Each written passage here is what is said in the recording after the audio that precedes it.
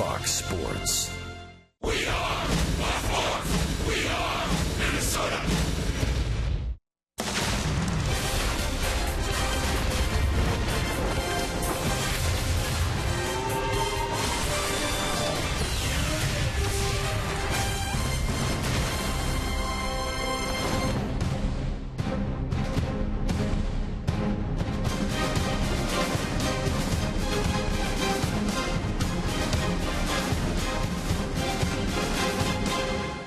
The time is now.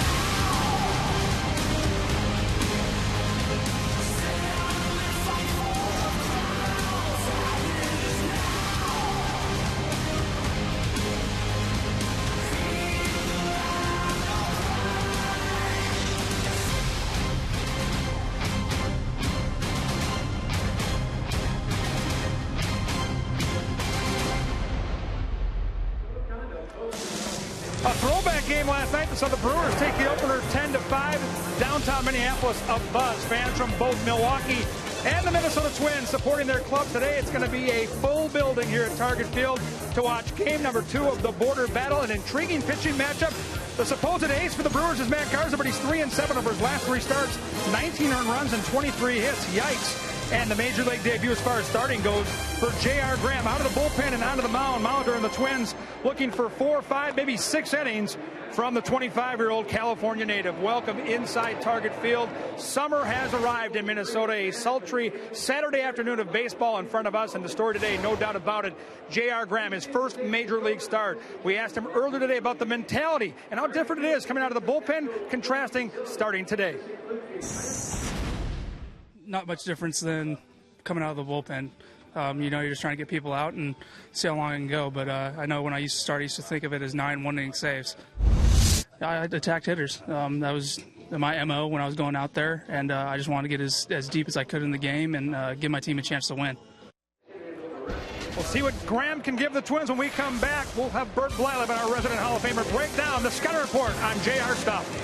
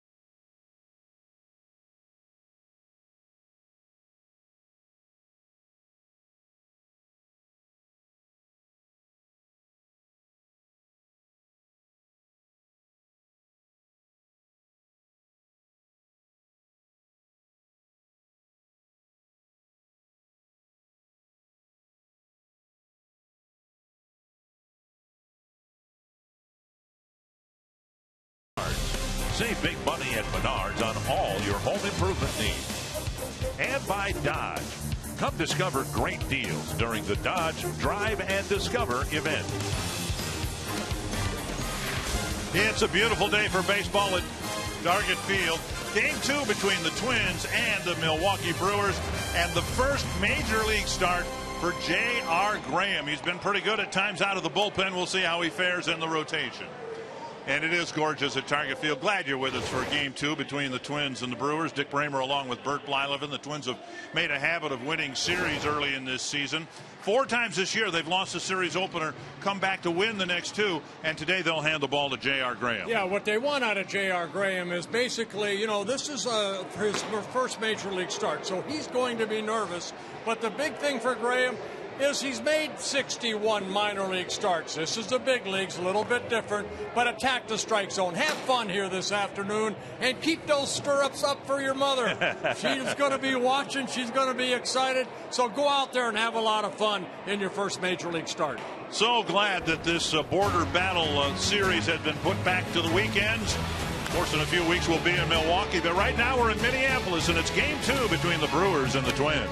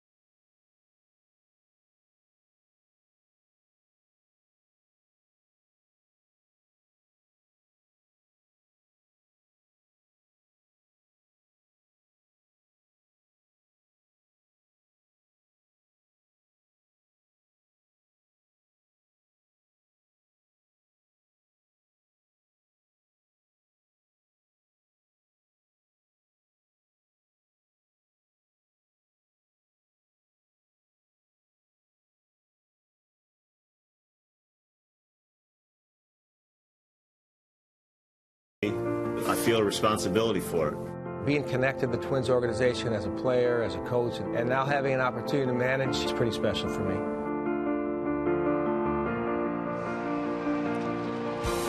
Both Paul Molitor and Craig Counsell managing their hometown teams. Molitor, of course, the Hall of Fame player, established his career and developed it into a Hall of Fame career with the Milwaukee Brewers, and so he is very familiar with both his counterpart managing and the Counsell family.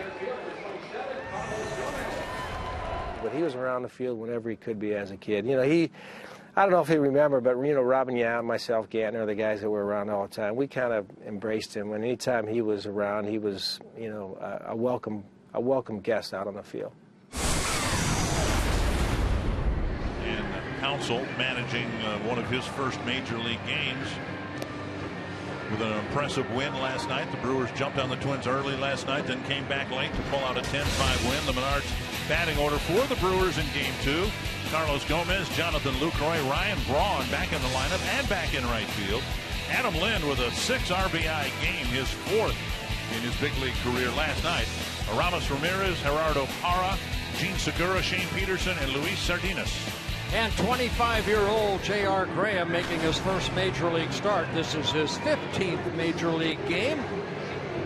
And like I mentioned, you know, he has started before in the minor leagues. What the Twins would like out of Graham here is hopefully, I think, 3 or 4 good innings. The pitch count in the first couple innings is going to be very important. How deep he does go into the ballgame. He'd like to go 5 with a lead and get his first major league win. Northland board defense for the Twins, and the Twins have been a little sloppy in the field in the last couple of ball games. Shane Robinson in left, Aaron Hicks in center, Eddie Rosario in right. Luke Zen, Hannah, Dozier, Mauer, the infielders. Chris Herman getting the start behind the plate. Umpiring crew, Toby Basner behind the plate. Brian Knight, Vic Carapazza, and Ron Culp. One thing I think you will see too with Chris Herman back there, whether it be Herman or Suzuki, I don't believe Graham is going to be shaken off much. He's going to rely on his catchers to call the game. From the stretch with no one on base, and the first pitch bunted. Plouffe, bare hands, fires, and Mauer gets the first hop, but Gomez beats out a bunt single. I think Trevor had a little trouble getting that hand, the palm of his hand on that baseball, and kind of threw a changeup over to Joe Mauer. See the grip right there.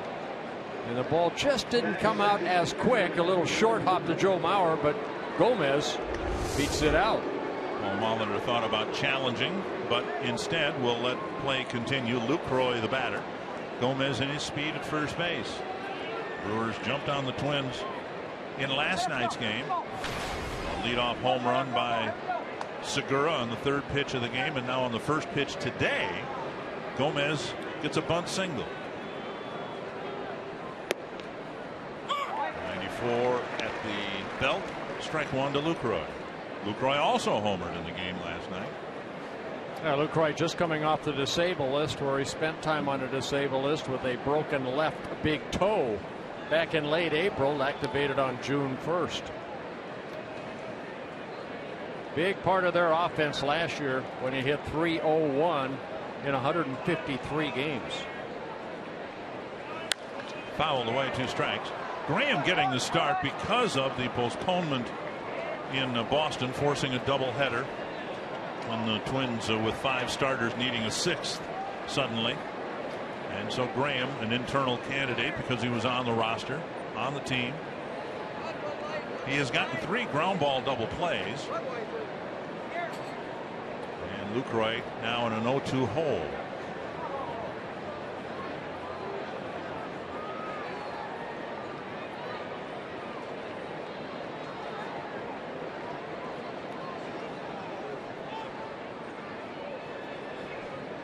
Gomez goes, pitch inside, Herman's throw not in time. Yeah, he got a great jump off of J.R. Graham because of that high leg kick. Gomez stealing his 6th base of the year in 10 attempts. Gets into scoring position. Watch a jump he has right here, and then that high leg kick. Herman, good strong throw. But Gomez using the head first slide to steal the base. Twins might be challenging this. Paul Molitor in the position, and Graham not going to the mound, but again, something in that play was worth reviewing. Let's check and see, with Dozier making the catch and maybe a very quick tag.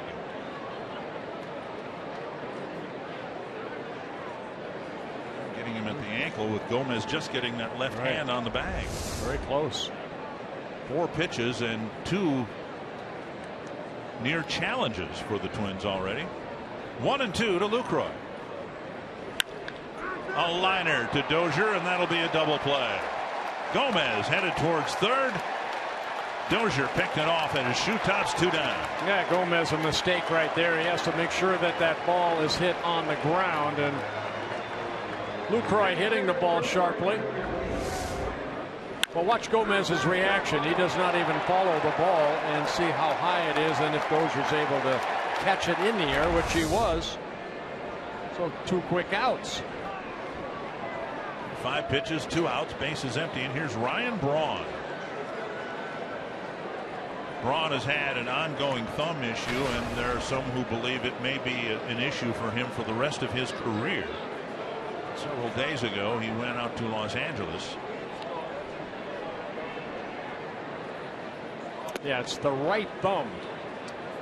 The treatment is cryogenic, which basically means they shoot a freezing agent into the nerve. And he had it done last October, and it carried over till pretty much the end of May, and then it wore off. So he's going through that treatment again, hoping to get through the rest of this year without having any issues. 1-1. Braun didn't get off to a particularly good start, but he did have a very good month of May.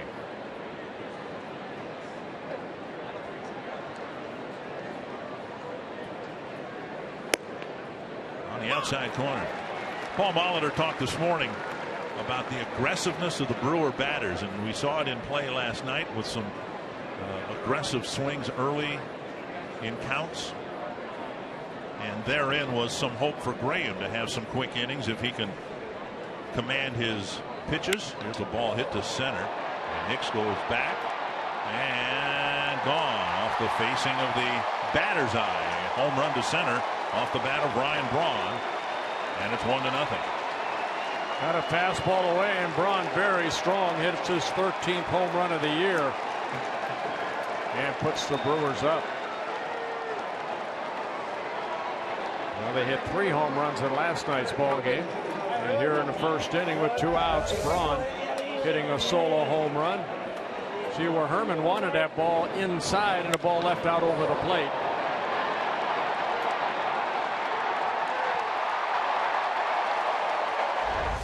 One nothing Milwaukee. Again, a first inning home run putting the Brewers on top, and here is Adam Lind. Lind, as we mentioned, with 6 runs batted in the game last night. 4th time he's done it in his career, and the last 2 times have come here at Target Field.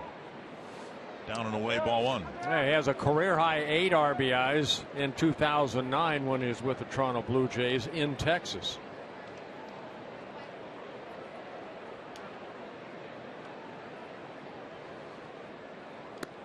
And now 2-0.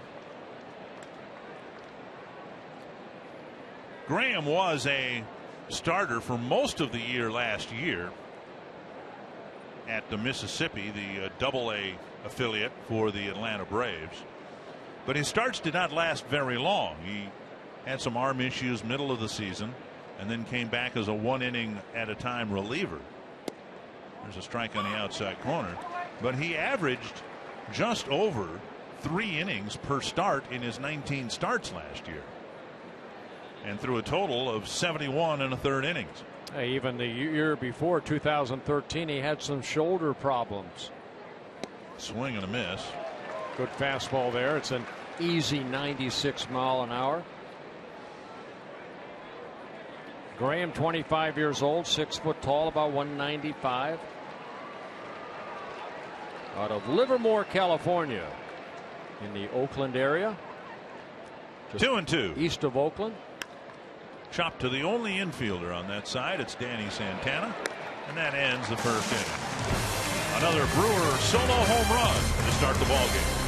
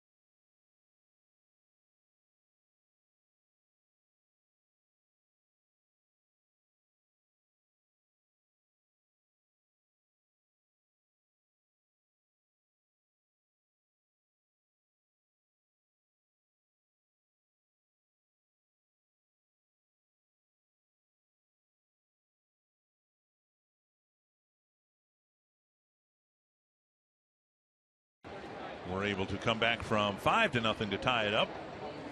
A rare home loss for the Twins last night, and they'll come back with this Menard batting order.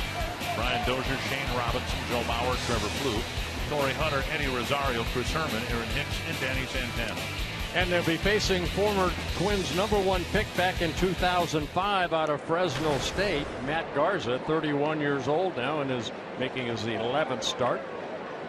And in his 12th game, he pitched the final 5 innings in that 17-inning win that they had over the Arizona Diamondbacks about 5 days ago. He was scheduled to pitch the next day, but because of the length of the ball game, he came out of the bullpen and pitched 5 shutout innings. They're hoping that gets him going because the numbers have not been very good for Matt Garza. Oakland for defense for the Brewers, and they've had a lot of defensive issues as well.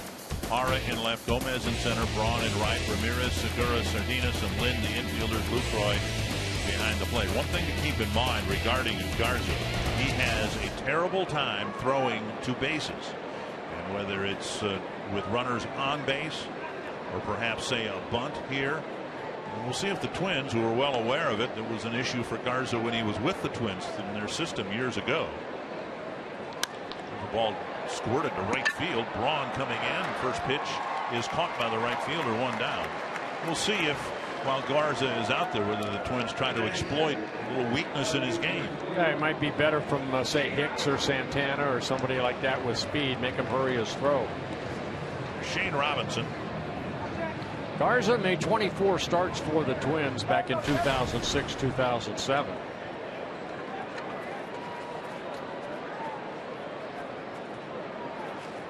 Robinson playing in left field. Torrey Hunter, the designated hitter. And Robinson squares to bunt and takes a strike.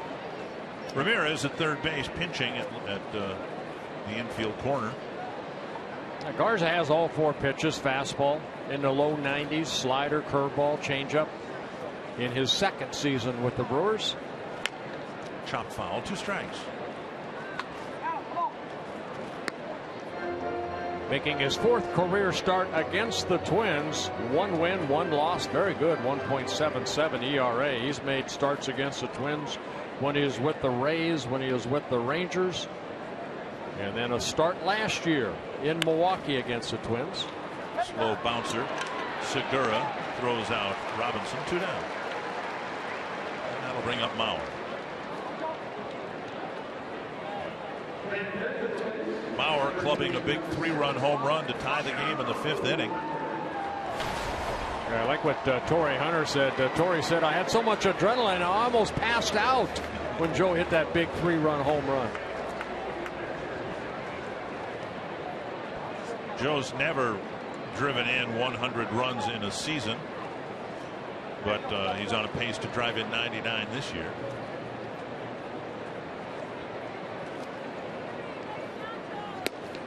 And on the outside corner, a strike.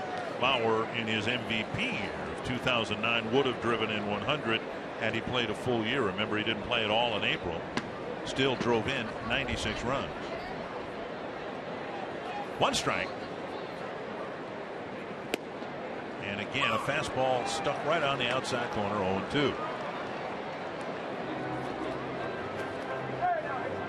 Garza over his career, and this is his 229th start, his average about 3 walks per 9 innings and about 7.5 strikeouts per 9 innings. Fastball off the plate. Mauer's home run last night came on an 0-2 fastball from Kyle Loesch. It's actually up and in, and Joe said he was just trying to hit the ball up the middle, but he reacted to an inside pitch and lined it into the seats in right field. 1-2. Just off the outside corner. 4 pitches right in that same area, right about knee high on the outside corner. Yeah, they are peppering that outside corner. A little 2-seamer, just a bit outside. Now 2-2. Foul. On an 0-2 pitch, Loesch left one up and in. Yeah, Twins already had put 2 runs on the board, and then that high fastball, and Kyle Loesch knew it. Tied the game at 5 apiece. 10th pitch of the first inning for Matt Garza.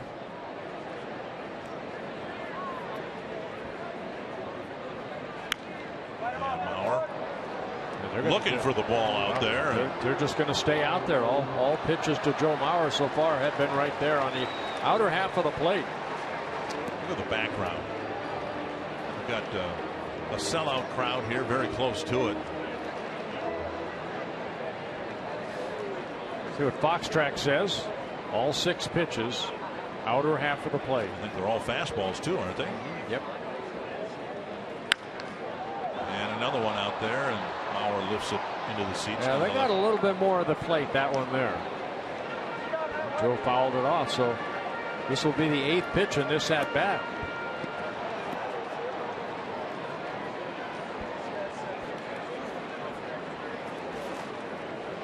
Garza came up with the Twins. He's pitched for the Rays, the Cubs, the Rangers, and now the Brewers. A speed pitch, and Joe flips it foul.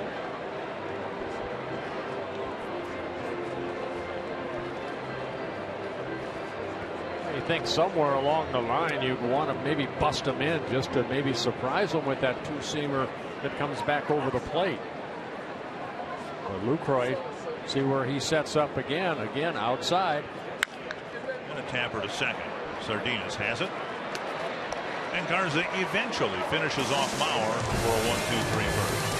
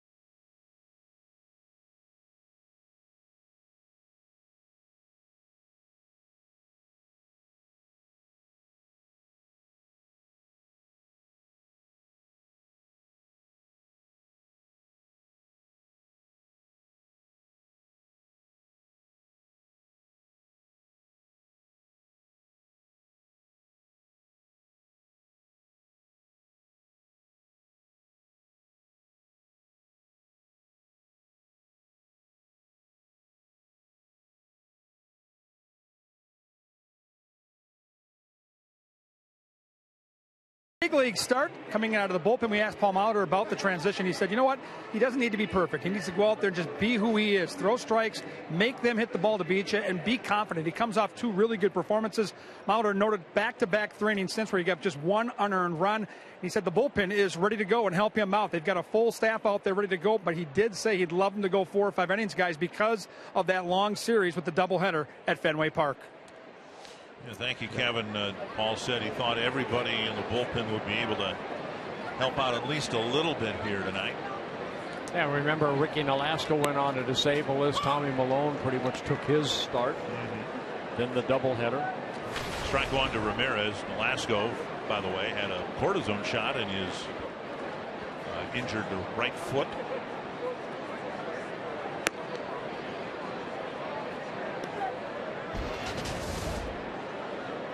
Health injury report showing that Nolasco got a cortisone shot. Typically they let things just sit idle for a couple of days and they'll work Nolasco back into some sort of a throwing program. A strike at the knees.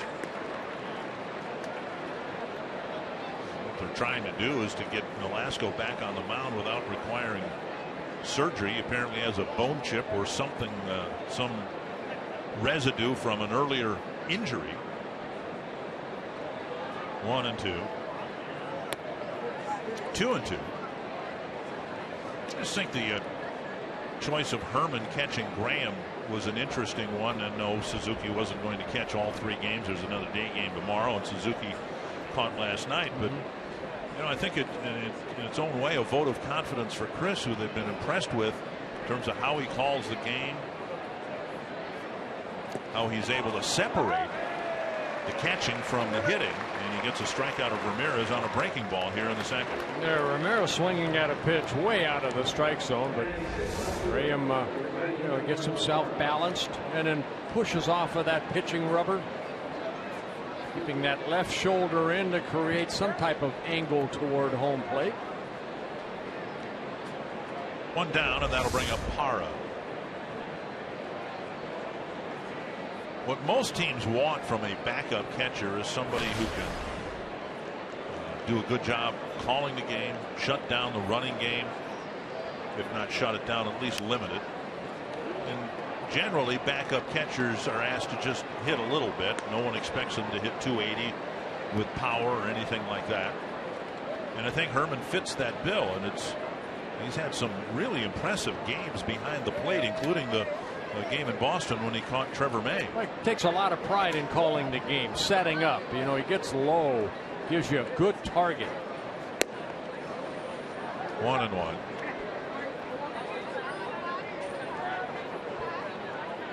The Twins have 2 very good receivers in Kurt Suzuki and Chris Graham. Well, Drew Butera has made a living of a backup catcher that can't hit much. Offense isn't there, but he's played 9 or 10 years. We'll see Drew Butera later on in this homestand. He's now the backup catcher for the Kansas City Royals. Yeah, he never gets to play with Perez catching. We might not see him play, but we'll see him. 2-1. And now 3-1 with Segura on deck.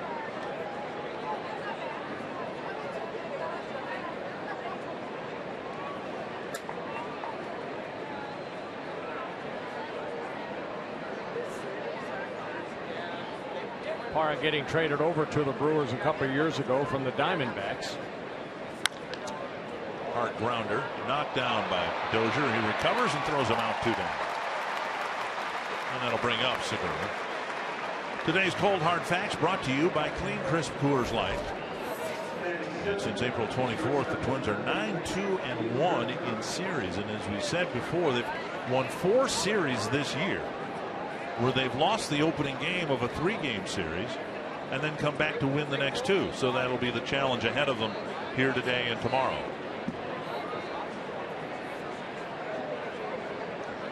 Most recently in this last homestand before this one, they lost the opener to Toronto and came back and won the next 2 games. Lost the first 2 games in Boston and then came back to win the last 2 games of that 4-game series. 1-0 to Segura. Yeah, Segura in last night's ball game on the 3rd pitch hit a home run. His first career leadoff home run, his 3rd of the year. Well, Graham falls behind 2-0. Segura in his 4th season with the Brewers. An all-star for the Brewers a couple years ago, when he hit .329 in 146 games. Foul back. I have no idea what the future holds for Graham, what his role eventually will be. He does have the background as a starting pitcher to help him today to get ready. But there's really nothing in his professional log that would suggest that he would be a starting pitcher permanently up here. The short starts, some arm issues that can happen to anybody. 2-1. And now 2-2. Well, you know, the Twins, even with Ryan Presley now in the bullpen, he came in to the organization as a Rule 5 player, basically as a minor league starter, and now he's been doing a great job out of that bullpen.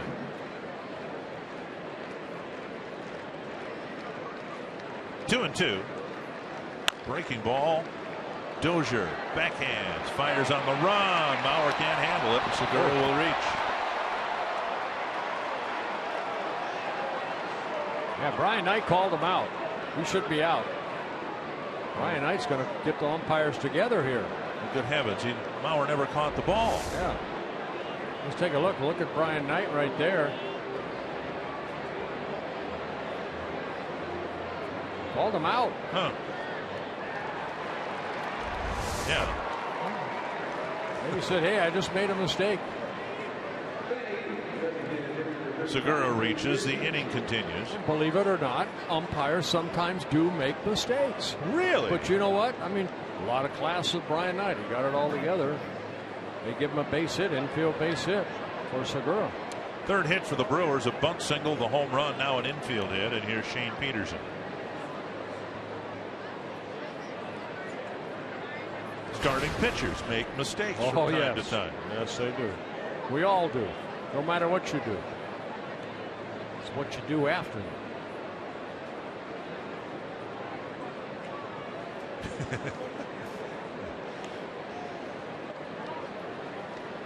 Mike Guerrero, the first base coach, he almost got out of the way. In his first year over there, and he was running for cover.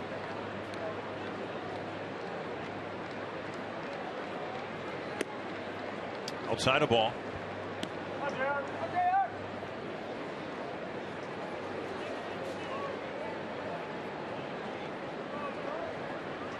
The Twins are trying to break Graham in, if I can use that term, but he pitched parts of 3 years in a row at Double-A, and so it's not like this guy came out of A ball. Ryan Presley came out of Class A ball, but right. Graham, for 3 years in a row, pitched some at Double-A, and that's not that far of a leap.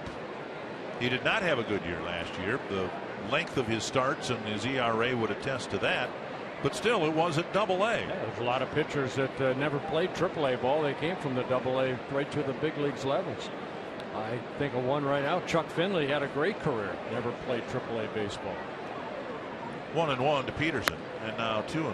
And you see, he gets under that ball from time to time. That fastball, you kind of lean. You lead with the wrist rather than getting on top of that baseball. Get those fingers on top of the ball. Hoping for in the neighborhood of 75 pitches. He's already thrown 32, trying to get his 6th out.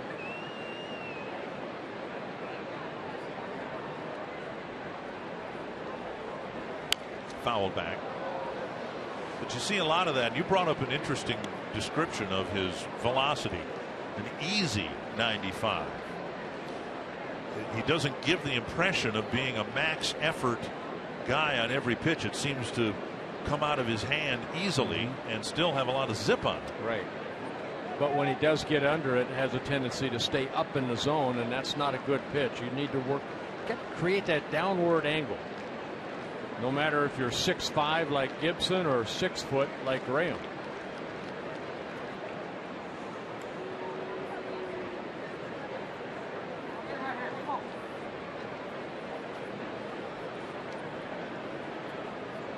Gibson last night kind of had 2 starts in 1, struggled the first 3 innings, and then retired the last 13 he faced. 2-2. 96 and a strikeout. Second of the inning, a scoreless second. It's 1-0 Milwaukee.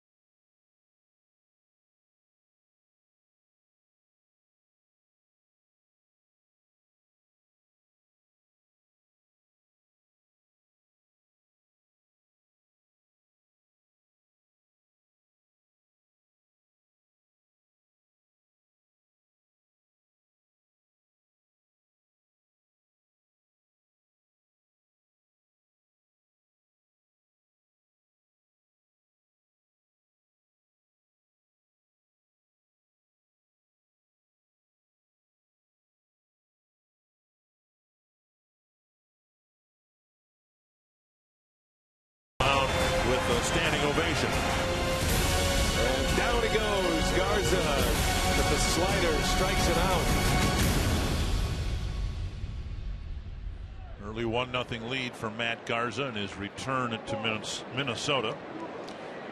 Made 9 starts, 10 appearances in 2006. 15 starts, 16 appearances the next year, and then traded to Tampa Bay along with the starting shortstop Jason Bartlett. That was in the Delman Young trade. Trevor Plouffe to lead off the second for the Twins. A strike.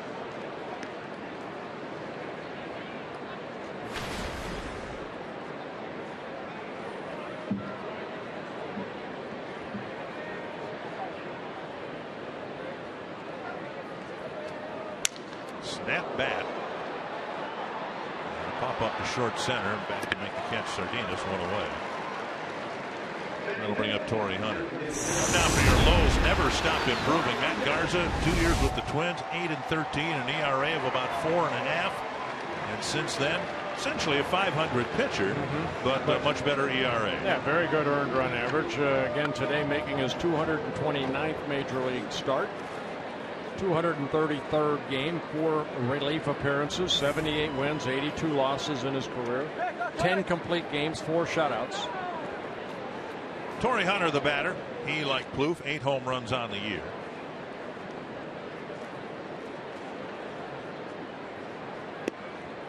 Strike on the outside corner. You know, sometimes you go into your kitchen and you say, how far can I get into the refrigerator? And that got into the deep part of the refrigerator off Trevor Plouffe's bat. Shattered it in half. Horrible incident last night at Fenway Park. We, of course, just left Fenway Park, but Brett Lowry with a shattered bat. The bat, instead of going out on the field of play, went into the seating area between home plate and the visiting dugout up the third base side. The woman seriously hurt. The fly ball hit to center. Gomez has it measured 2 down.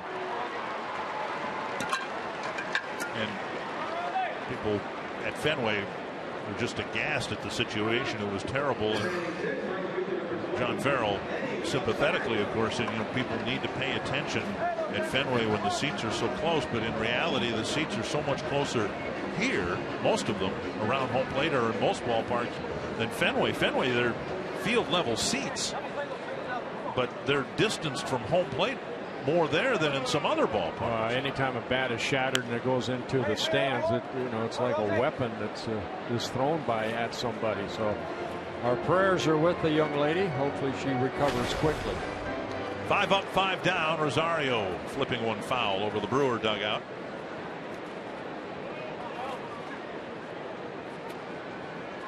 And now high, 1-1. 20 pitches for Garza. He's retired all 5 batters, and 9 of the 20 were to Joe Mauer.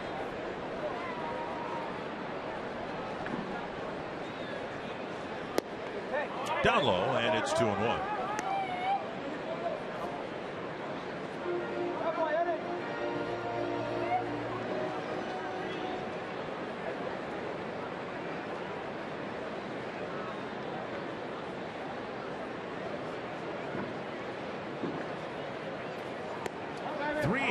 With Herman on deck. Now, Garza's best year at the big league level, 2010 with the Tampa Bay Rays, when he won 15 ball games in 32 starts. 2 times in his career he's pitched just over 200 innings. Last year for the Brewers, was on a disabled list for a while. Ended up pitching 163 innings. The pitch looked like it was up and away. Rosario thought it was ball 4. Let's take a look. That's a fastball, not a lot of movement. Okay. What do you think of that, Ace? Is that a strike? Of course it's a strike.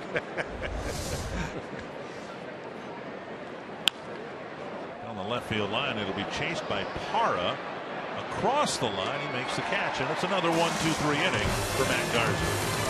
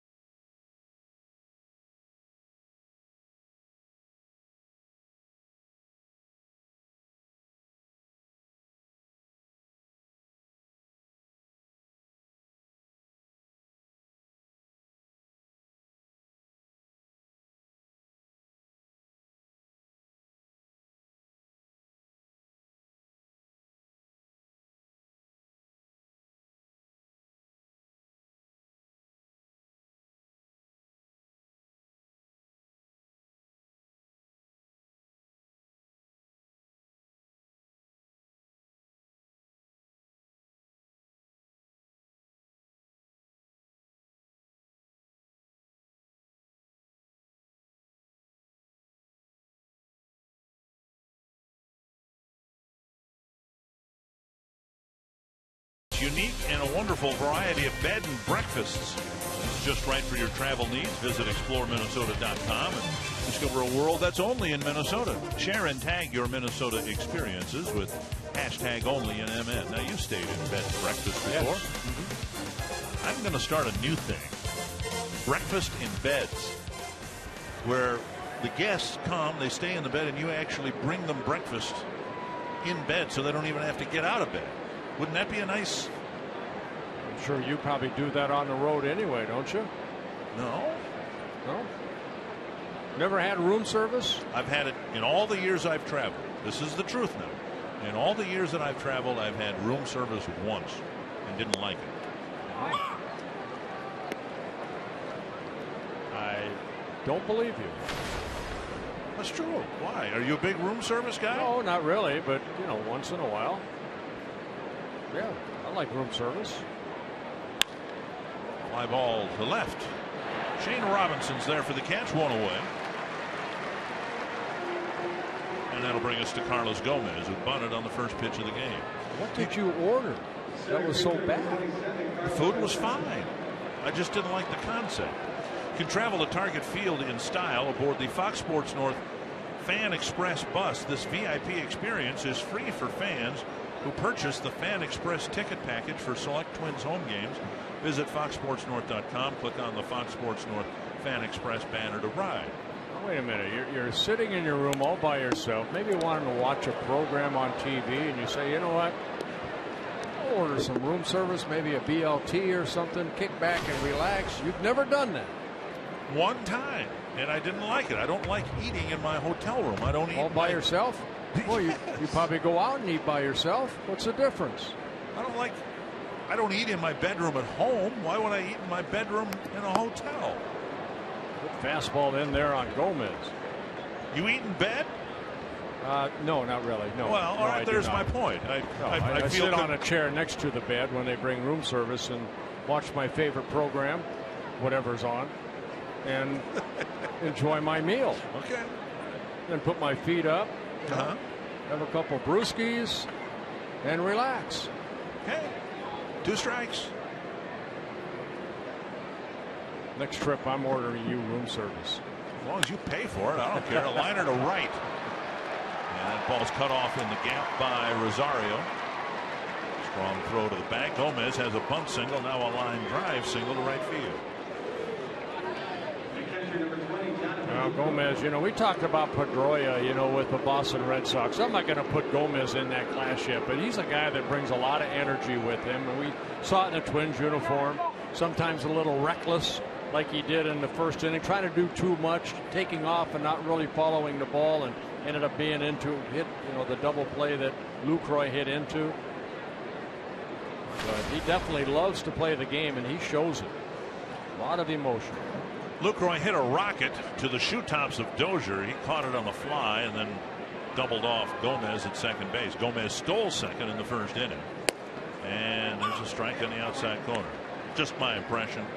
Toby Basner's got a wide strike zone in it. And I think that's the impression Lucroy has too. Doesn't make him a bad guy.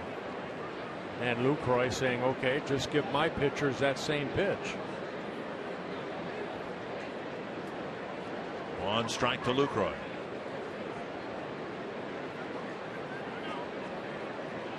Tough year for Lucroy. He got off to a bad start. Then he got hurt. By the time he came off the disabled list, the season was already lost for his team.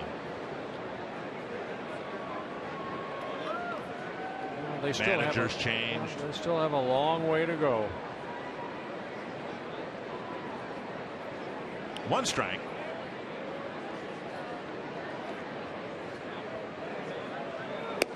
Ball. Tough because the Brewers, we talked about it last night, toward the end of June last year, they were 19 games above the 500 mark, and they had a lead in the division up until the very end of August, and then fell apart even further in September. And then you get out of the gate slowly in 2015, and there was a sentiment to make a change. Gomez, good lead at first base. Quick throw over. And what Graham needs to do, and we've seen him in that stretch position, he'll go with that high leg kick. That allow Gomez, like it did in the first inning, a couple extra steps, and he'll steal a base. Got to utilize that slide step to where you don't bring up that knee as high. And a little quicker home. Graham kind of slowing down the pace a little bit of the ball game. That's a little better. More of a slide step there, much quicker delivery, and he delivered a good fastball at the knees. Yeah, you're not going to lose any velocity whether you bring that knee up to your belt or you utilize that slide step that he just used. Just got to make sure that your arm catches up to your body because it's flying out a little bit quicker toward home plate.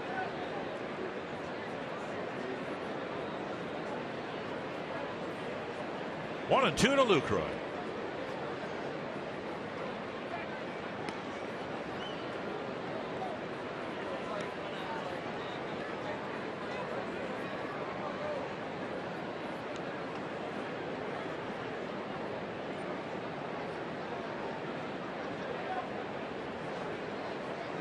Sherman looking in the dugout, looking not for pitch selection, but in the event the Twins want to pitch out here with a 1-2 count.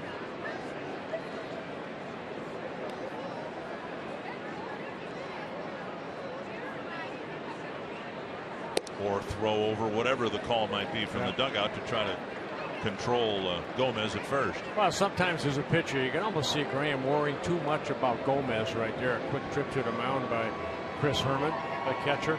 But and maybe that's what Chris is saying. Hey, you know, concentrate on making a good pitch right here. Make Gomez stop. Don't go out that high leg kick. Give me that slide step, and I will throw him out. Might be a measure of how Graham is graded here today as a starter. If the catcher is the only person making the trips to the mound, if the pitching coach hasn't had to run out there a couple of times over 4 innings, 5 innings, we'll see if Herman can get Graham's concentration back on the batter. Flip foul. A little quicker right there. Didn't hold it as long, so you kind of changed. You can change that routine too. Sometimes come set, hold for a second, then throw, and then another time come set, hold for 3 seconds, then throw home. Have we seen a changeup yet? We've seen fastball and a slider. Yeah, he's throwing a couple changeups. He has that split finger that he's been working on. Kind of grips it before, almost like Mike Pelfrey grips it in his hand before he'll make the adjustment in the glove. To the right side and beyond Dozier. Gomez with a big turn, and now they got him at second. Nice throw by Rosario and a better catch and tag by Santana. Wow, that's what I was talking about. A lot of energy, and see if Greg Counsell maybe wants to try to challenge this, but Gomez rounded the bag, and credit Rosario, he came up and threw a P to second base. So a high fastball hit the other way by Lucroy, but a good solid throw right over the bag and a quick tag of Santana, and Gomez is out. Second time he's been thrown out on the bases. Double play. Now the tag out. Well, now here's a trip to the mound from Neil Allen. We were just talking about that. Brewers have 5 hits and 11 at bats. And the last 2 have been hit rather sharply here in the 3rd inning. 45 pitches, 30 strikes, so the strike to ball ratio very good.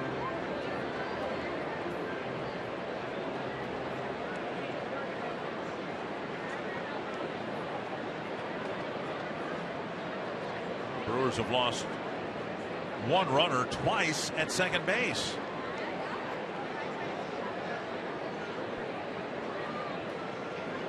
That'll bring up Braun. Braun homered to center for the only run of the game so far.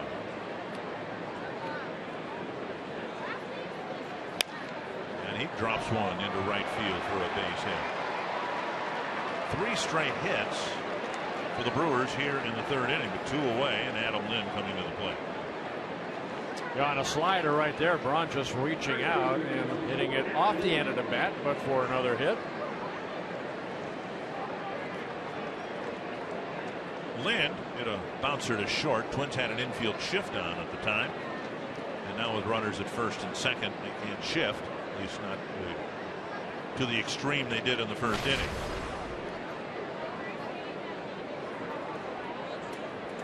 Good numbers for Lind on a team that has not had a good year offensively.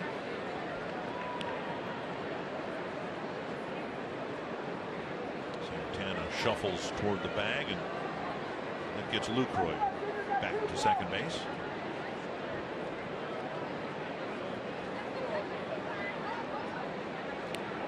Some activity down in the Twins bullpen here. Down and in, ball one. Nobody's throwing it, but they're stretching and getting loose out there.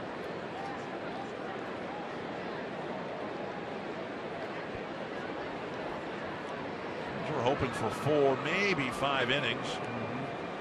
Graham showing some signs of difficulty here in the third. There's a ball lifted foul into the seats down the left field line. Well, hopefully he can get out of this inning with a couple good pitches here. Keep it under 50, so maybe he can go one more. Herman out there for the second time in this inning.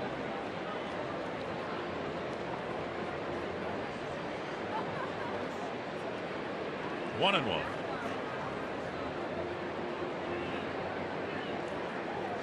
With Graham getting the start, I couldn't help but think, boy, this he will be the focus here. I mean, one guy in Rochester too that probably is very interested in what's happening here, and that's Alex Meyer. Meyer converted to a relief pitcher. He was in the starting pitching mix in spring training. There's a fastball on the outside corner. And this would have been and has been an ideal situation to bring someone up from the minors to give them their first major league start from the minor leagues. But Meyer a couple weeks ago was converted to a relief pitcher because he was struggling so much in the Rochester rotation. 1-2. Strike 3. And Basner's generous strike zone takes the bat out of Lind's hand. Brewers don't score despite 3 singles and another out on the bases.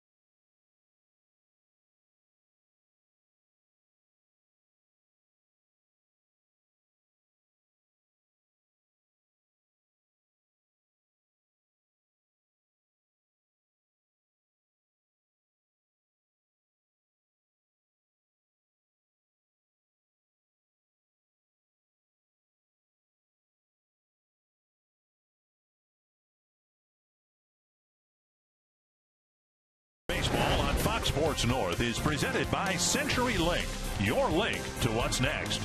By NorthlandFord.com and your local Northland Ford dealer. And by Grand Casino. The best stories start here. Perhaps a sellout crowd here at Target Field. A gorgeous Saturday afternoon for baseball and early Brewer lead. Twins don't have a base runner yet against Matt Garza. The send up Chris Herman, Danny Santana, and Aaron Hicks. Somebody this inning is going to try to bunt. That's my call. Herman thought about it and took ball one. It does change things for the Brewers because of Garza's struggles throwing to bases. And virtually every at bat, Ramirez, the third baseman's in on the grass to try to discourage a bunt. On the outside corner, 1-1. Well, John Lester has that problem throwing the ball to first or whatever, and you try to play with that little bit of stuff that some players have more in their head than the physical part. It's a half swing and strike 2, and now Ramirez will go back to the dirt of the infield.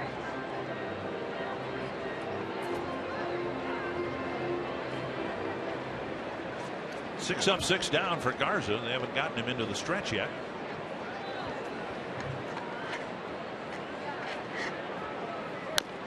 Foul.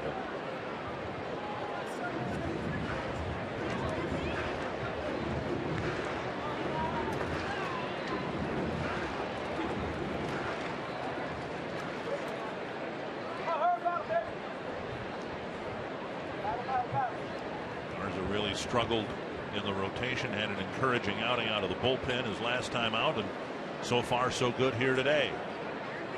Herman takes outside. Garza paying attention.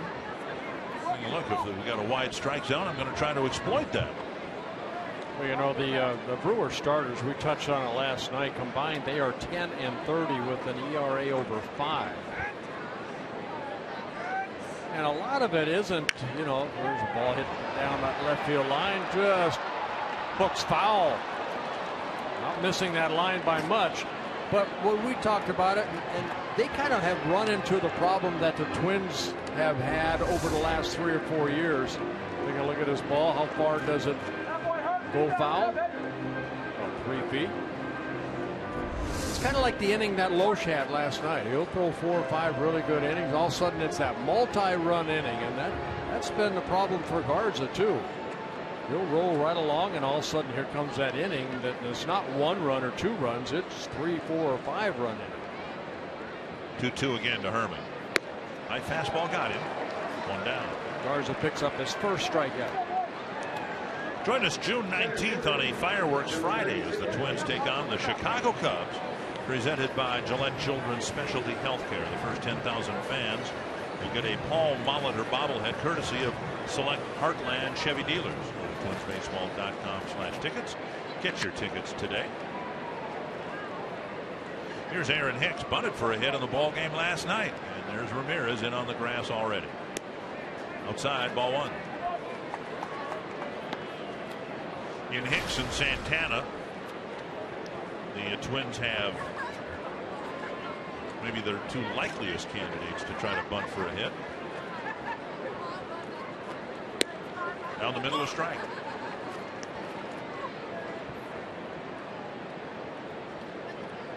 Yeah, well, you respect, Hicks being a left-handed hitter.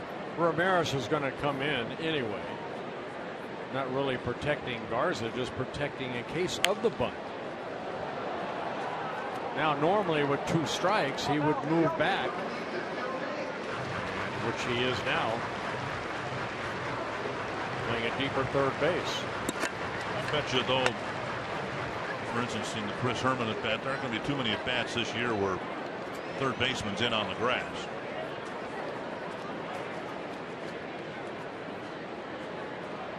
Hicks dribbles one, and Garza's going to have to make a throw here.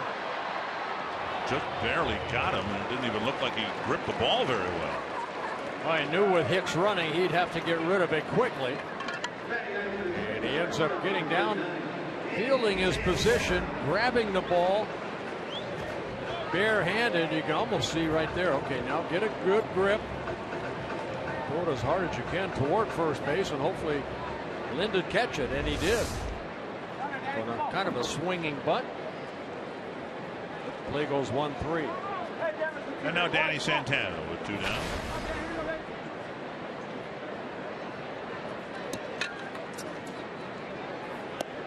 Down and away, ball 1. Santana getting a couple days off again. Twins are really trying to get him to focus and stay positive. He's been struggling. It hasn't come as easy as it did last year. So you start to doubt yourself a little bit. And Paul Molitor and Tom Bernansky, and Rudy Hernandez, the assistant hitting coach, they've all tried to keep him pumped up. The kid's got a lot of talent. Seemingly always found himself in defensive counts. It's 1-1 now. Snap bat and a slow roller to Sardinas. Ours has busted a couple of them, and he's got 3 perfect innings and a 1-0 lead.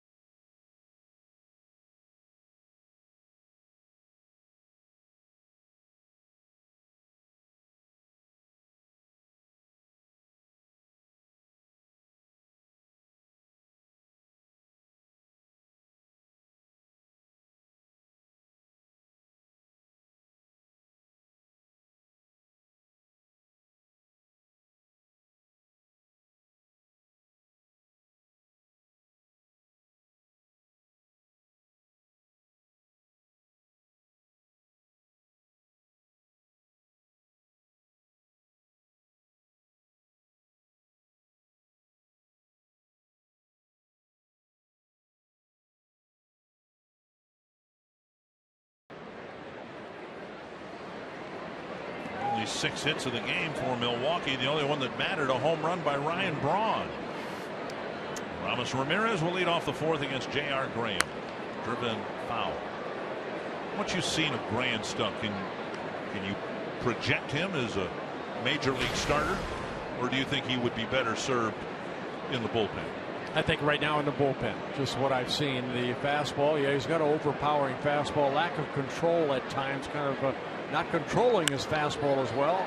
Hard to center, and that one knuckling its way out to Hicks, 1 away. The slider a little inconsistent, and I think as a starter he's going to have to learn that changeup, that splitter, and have confidence in it a lot more. But right now he's in a role of basically, here it is, hit it, and I'm going to challenge you. We talk about the Rule 5, and maybe from time to time we ought to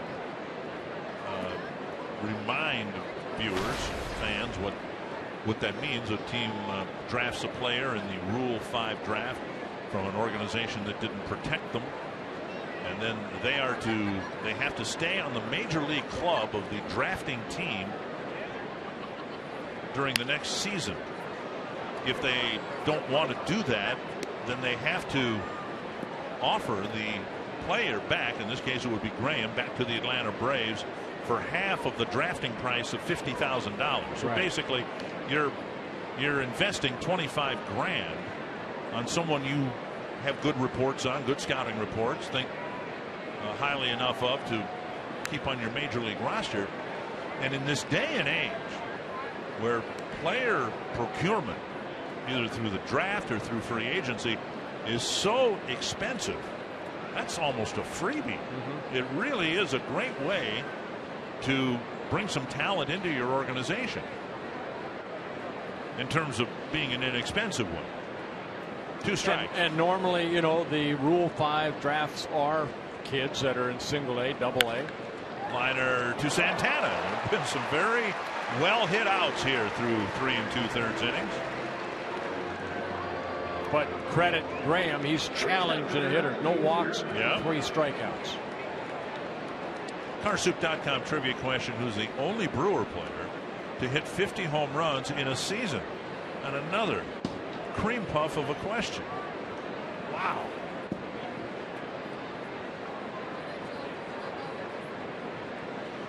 Gene Segura. That's not my answer. He's the batter. Segura singled with 2 outs in the second.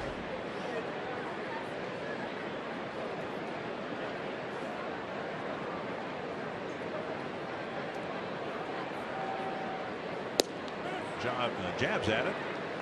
Missed bunt attempt. Yeah, Trevor Plouffe was playing behind the bag. So Segura trying to get on via the butt. Nice time to throw the slider. Pitch darting down and away from the bat.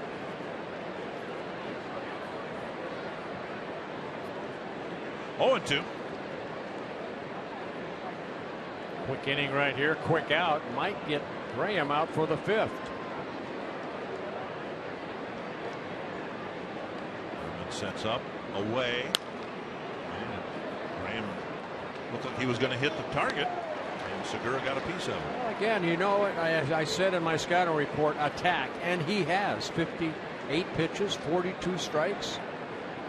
Graham had enough ramp-up time for the start today for a couple days, I'm sure, to prepare himself mentally for it. And I'll bet you what you touched on is one thing that he really focused on. I don't want to walk anybody. You know, whatever happens, make him put the ball in play, and they've hit some balls pretty hard against him, but he may succeed in not walking anybody here today. Fastball away. .97 miles per hour. See this too. You know, again, I show he grips that ball. He'll right there. He'll open those fingers up for a splitter. Have not really seen him throw that a lot. You know, this would be a good spot to try to get it. But this another fastball. 2-seamer inside. And that hits Segura in the hand.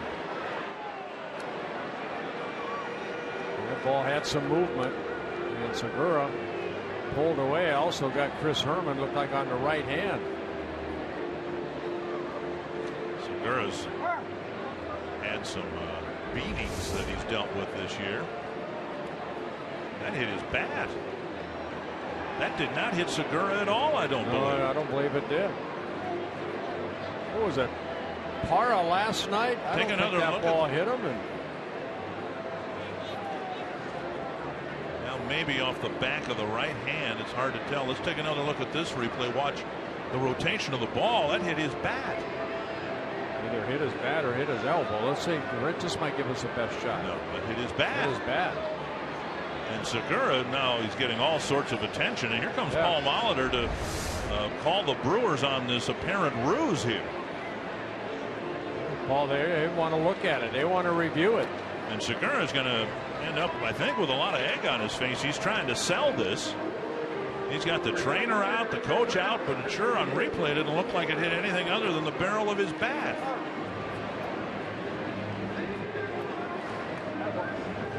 The one replay seemed particularly telling because you're able to track the rotation of the ball, which never changed at all. They just showed it on the big screen here, and the fans were kind of like, it didn't hit him. That hit the very end of his bat. They got more of Chris Herman. Watch Chris Herman. Watch this ball come into that right arm. Well, that's gonna perk up this rivalry here at Target Field a little bit. This border battle. I think Chris Herman should be at first, and Segura should have to catch. But to take it to the lengths where you bring the trainer out, like, you know, he's got a busted hand and all of that, that's a bit extreme.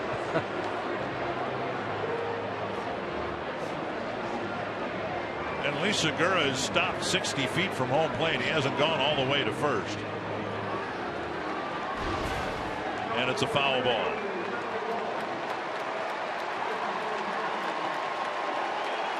That is one of the more elaborate acting jobs I've ever seen. He was in on it. The trainer was in on it. And I still don't think in last night's ball game Parma got hit. Parra. Oh, that ball came running in on him. Watch Segura. Oh, the pain, the agony. Oh. And for a brief while, I was actually feeling sorry for the guy. I wasn't. Weren't you?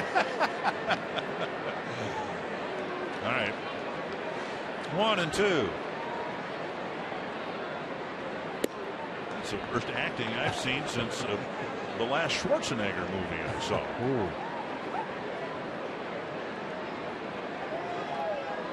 2-2.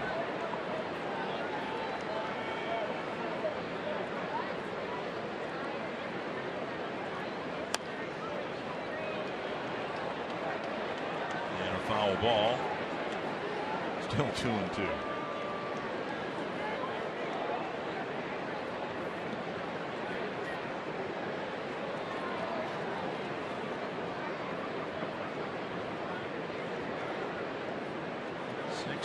Two pitches thrown for Graham. He's trying to wrap up business here in the fourth.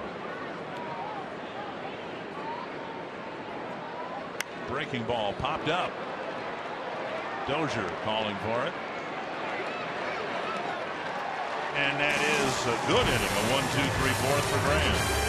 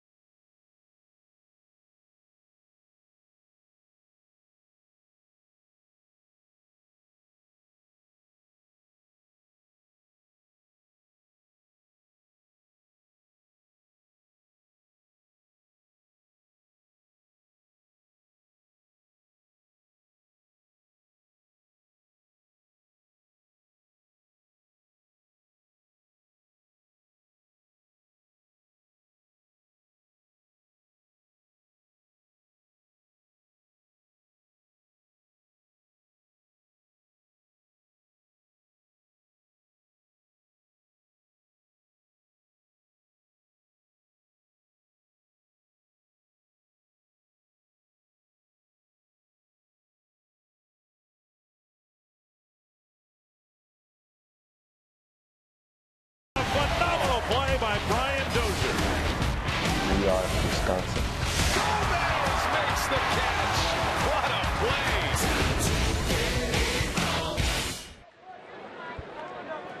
Well, the Brewers have a 1-0 lead. Brian Dozier will try to get Matt Garza into the stretch. Since 2013, Dozier's been a T-Mobile game changer among second basemen, ranking first at his position in runs with 229, home runs with 51, extra base hits with 142, tied for fifth with 164 runs batted in. Breaking ball and strike one to Dozier, who hit a fly ball to right his first time up. I think what makes that chart so great for Dozier is that there are a lot of good second basemen in the American League. A high pop-up down the left field line. Hara making a fair ball catch. Dozier retired. 10 up, 10 down for Matt Garza. Well, one just footnote on what we saw on the top of this inning. You have to remember what it must be like for J.R. Graham, who felt terrible the first week of the season when he hit Alex Rios in the hand with a pitch. And Rios just a couple days ago came off the disabled list, and Graham felt awful about that.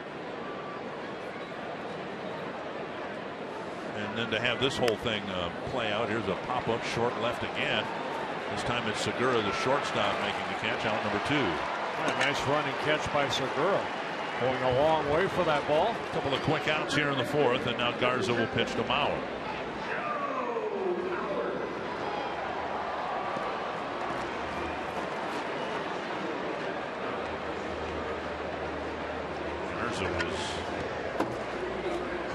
has been very good here today. Mauer, after a long at bat, to bounce out to second base.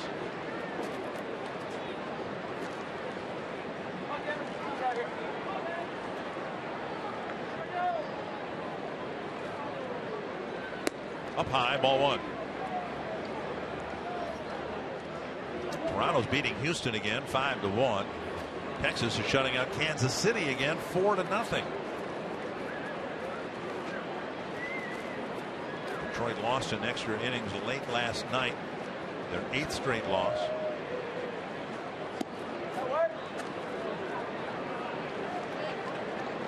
Now 2-0.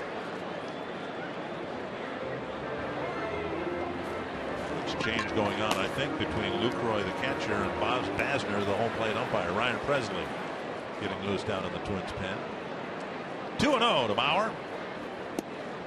3-0 Blue Fontaine.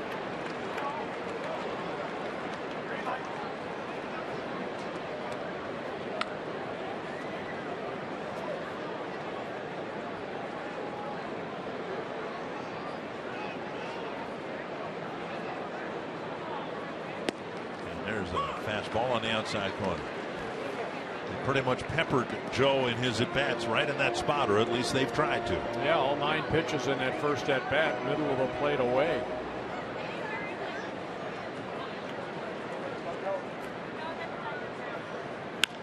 And now 3-2.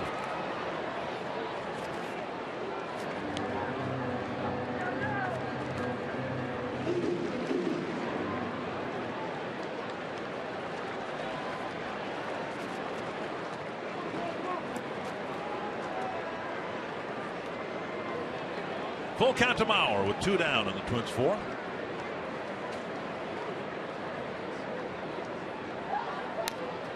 Tapper foul.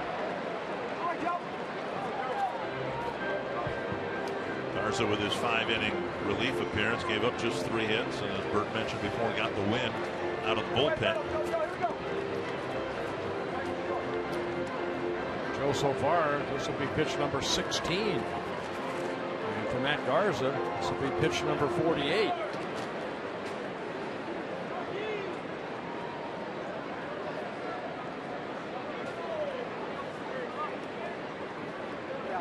Another 3-2. Another foul ball, which Davis knocking it down.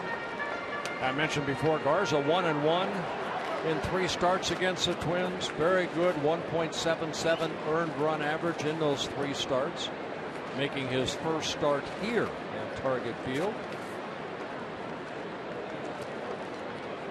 One start was in Tampa Bay, the other one in Arlington, and the other one last year in Milwaukee. Chopper up at the middle. Segura fields, and Mauer beat it out. Segura took his time, Mauer did not, and it's a 2-out infield hit. Yeah, good hustle by Joe Mauer. You don't take it for granted that you're going to get thrown out. You hustle out of that box. And Segura going up the middle did take a little extra time. Kind of sats and make sure he gets a good throw, but Mauer beat it out. And I think Greg Counsell wants to see if they want to see a replay on this. I think they'll challenge it because it looked like Joe beat the throw. Let's take a look at this replay.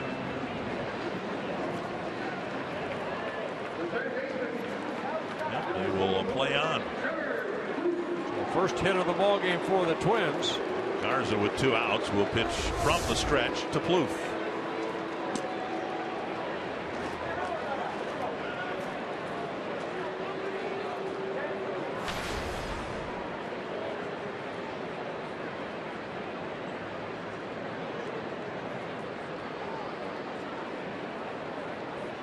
Side, ball 1.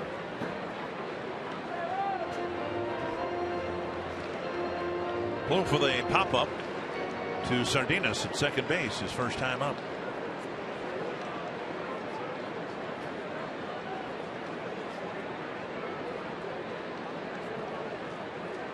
Inside again.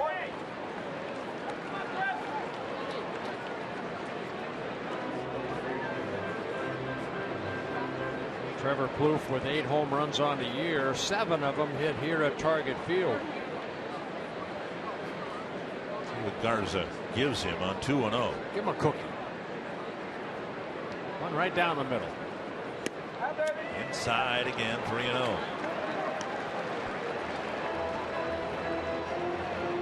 Plouffe got jammed in his first at bat on a pitch in. It will pop up to second base. You green light him here. If it's a pitch that he wants, middle in that he can drive somewhere, yes. It's a number 4 hitter. But you saw where that pitch was away.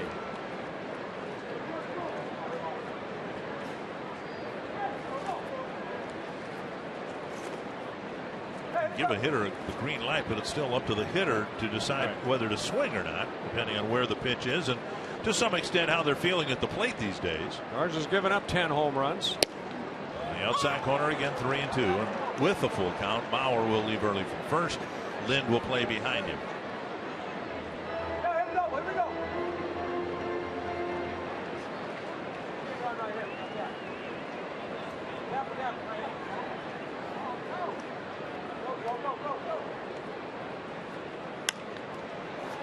Lifted foul, and Lind watches it sail back into the seats. Well, the Twins were in a long pattern where they would score early in the ball game and then not do much from the middle innings on. And now the last couple of ball games, nothing early, but in the middle innings, some crooked numbers have popped up.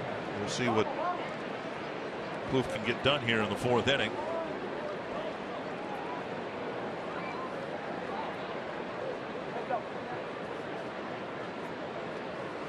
Popped up near the mound, and Segura with the catch. Twins get their first base runner, but Garza has another shutout inning.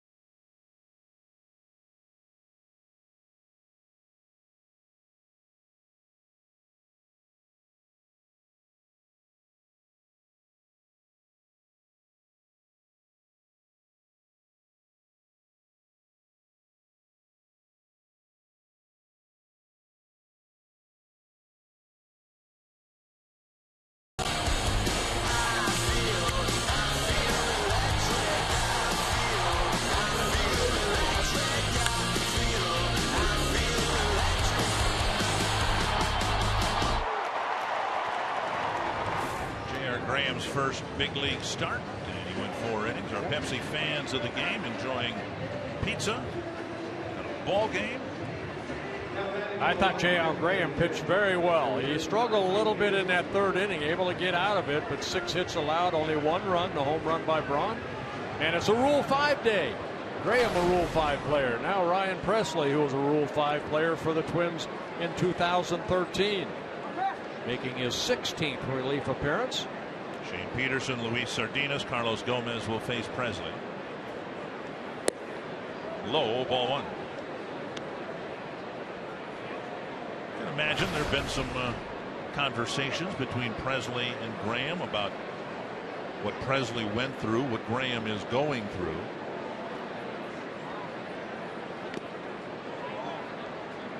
And as much as you want to make an impression during your Rule 5 year, you really need to make an impression the next year, because the restriction of being in the major league roster is off. You need to earn your way onto the roster after that, and Presley's both succeeded and failed at that. Outside 3-0. Yeah, he started actually in the minor leagues this year, and then called up when Tim Stoffer was put on a disabled list on May 1st.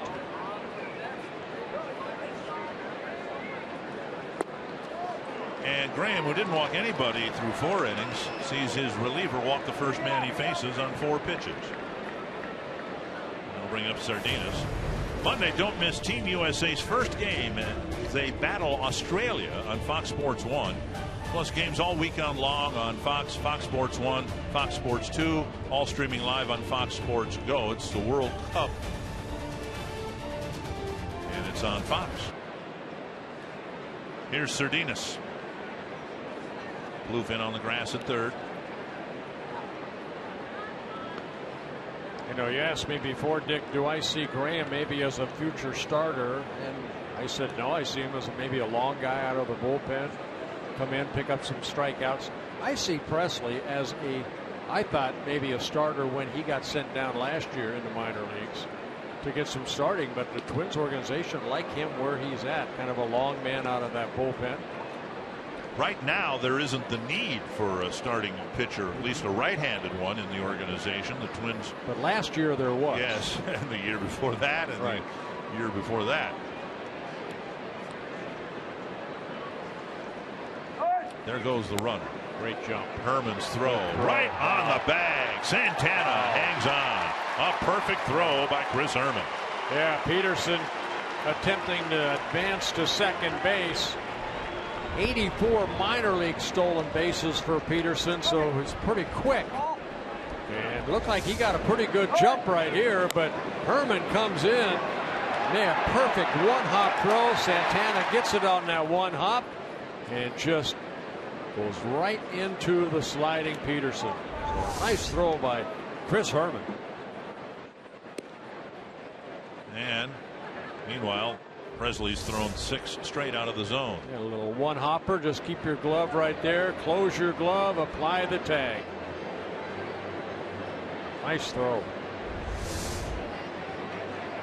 As we were talking about, I think we all thought in spring training that Eric Fryer maybe had the inside track on the backup job because of his reputation as a defensive catcher, somebody who could catch and throw and limit the running game, handle the staff well.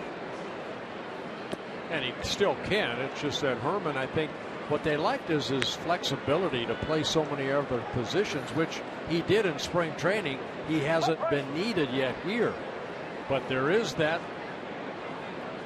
There's only 3 guys on the bench. There might be that time that Chris Herman may have to be needed somewhere else. Back-to-back 4-pitch walks by Presley to the 8 and 9 batters. This is not what Paul Molitor and Neil Allen wanted to see from Presley, because they kind of called this a bullpen game to begin with, but you need everybody to contribute. Well, Carlos Gomez today, I mean, a bunt single will lead off the ball game. Then on that line drive off the bat of LeCroy, gets picked off at second base for the double play. And then got a base hit in the 3rd inning. And then wildly rounds the bag and is thrown out by a good throw by Rosario in right field. Counting the caught stealing this inning, there have been 3 outs recorded at second base. Runner at first, 1 down, and here's Gomez.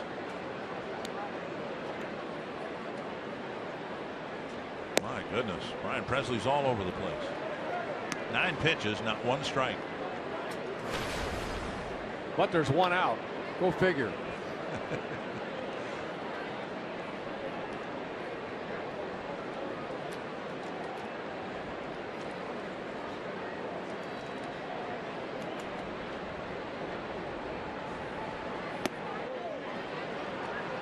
The Twins just can't leave this continue for much longer. Plouffe out to the mound, and Herman will join him. Yeah, I was watching Paul Molitor down there, and he was kind of moving his hand up and down. Go talk to him. Go try to get him into the strike zone. Personally had an outing like this in Pittsburgh where he faced 4 men and walked 2 of them, but he hasn't thrown a strike yet.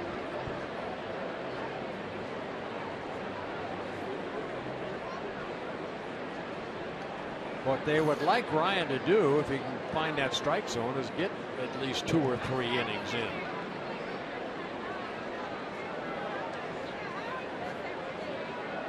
Of course, you know what Gomez is sitting on, that fastball.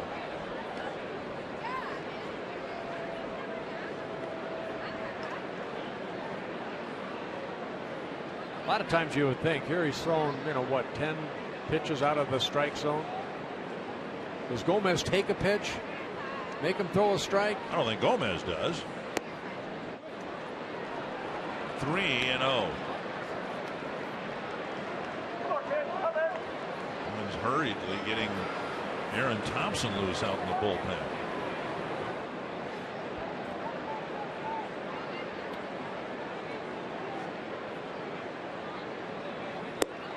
$12 pitches and not 1 strike.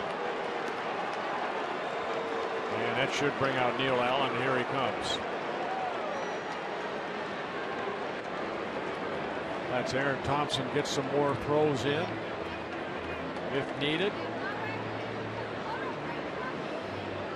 Words of wisdom right here from Neil Allen.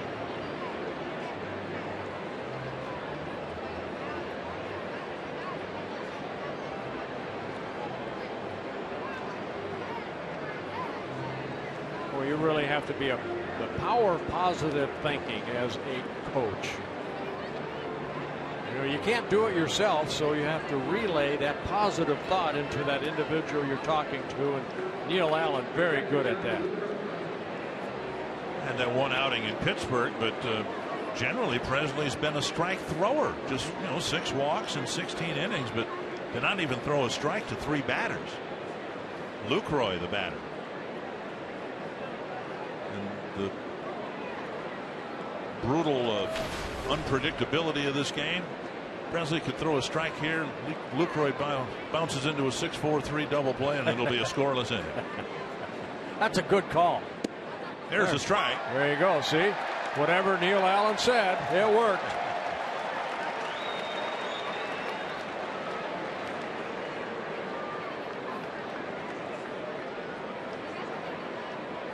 One strike to Lucroy.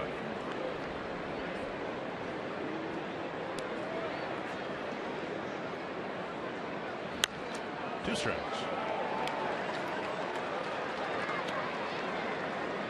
Now Presley's been able to pick up some strikeouts. Got that good over the hand curveball straight over the top. Nearly a strikeout per inning pitched. And with Braun on deck, he could use a strikeout. Also a slider. Occasional changeup. There's the curveball, but he missed down and away.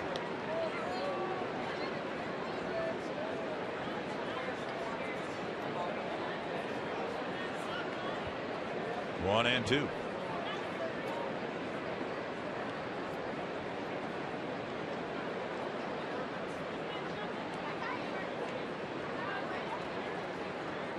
There's the There's a better curveball that froze Lucroy. Caught him looking. 2 down. Well, he missed with the previous curveball. This one starts inner half and breaks over the heart of the plate. Braun with a home run and a single. The home run he hit in the first inning, the 243rd he's hit for the Brewers. He's 8 behind the franchise leader, Robin Yount.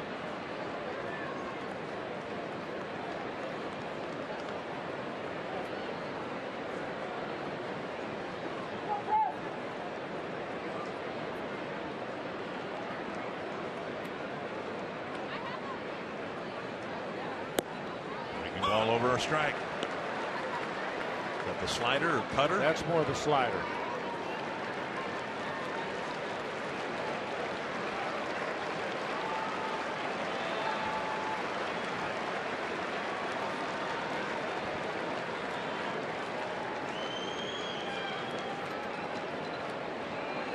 One strike to Ryan Braun. On the ground. Dozier has it. Boy, Neil Allen is good. Interesting inning for Ryan Presley. The bottom line is he puts up a 0 in the 5th.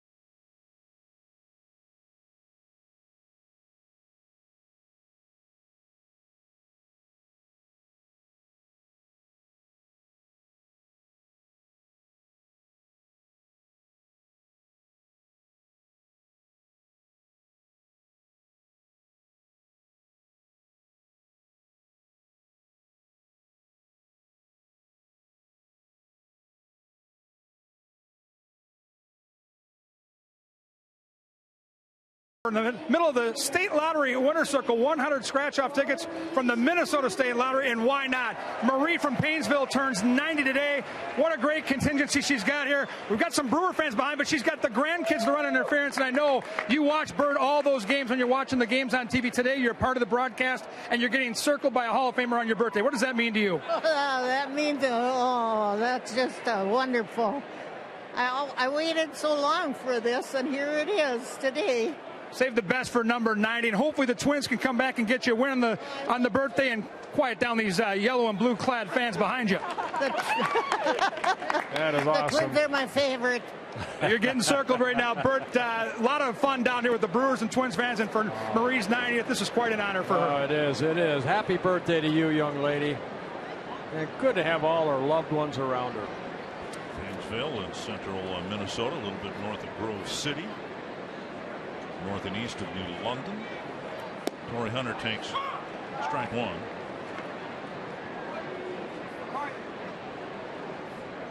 Hunter to lead off the 5th. Rosario and Herman will follow.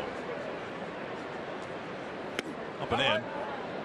Twins have been dormant in the early innings the last couple of games, but both in Boston on Thursday and here last night, they woke up in the 5th. 5-run 5th last night. See if Torrey can get him going here in the 5th.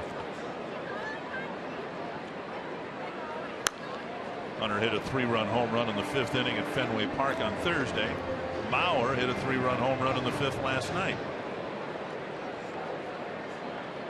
So what you're saying is the Twins need a couple runners to get on. Hunter with a fly to center his first time up. Now with a 2-2 count. Twins with an infield hit. That's it. Came with 2 outs in the 4th off the bat of Mauer.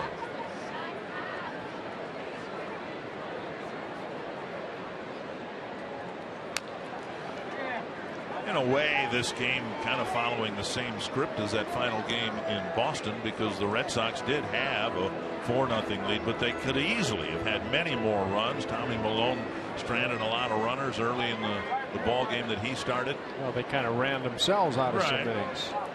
And here the Brewers have had ample opportunities.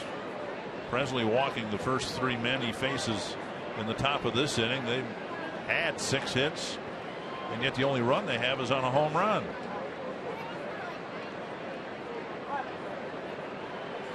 Brewers making 3 outs at second base in this game. And Hunter with a solid stroke to center. There's one runner.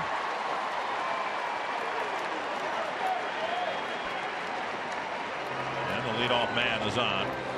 Torrey still with that quick bat. This continues to hit. Watch how quick he gets his bat through the strike zone. Breaking ball stayed up. Great contact right back up the middle. And now Rosario fouled out down the left field line his first time up. Seems odd. Young man, a very bright future as a hitter in this league. And he lines one to center field. There's 2 runners. Hunter will hold up at second base, and now they throw behind him, but Gomez just kind of throws a hand grenade to the middle of the infield. 2 men on now for Chris Herman. Tell you what, if Gomez throws that ball kind of the way that Rosario threw to Santana, Torrey Hunter might have been out at second base.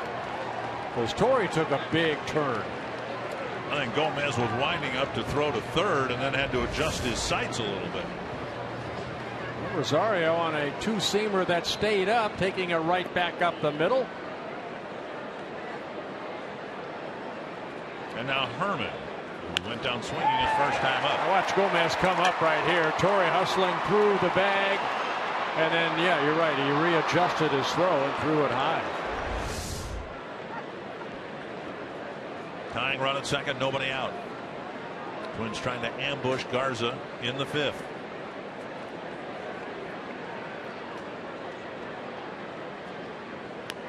There's a bunt laid down foul. You know, go back to that. What made that play, and you know what? I mean, somebody there was to back up the throw, but you want the defense to make a mistake. And what almost made a mistake for Gomez was the hustle of Torrey Hunter.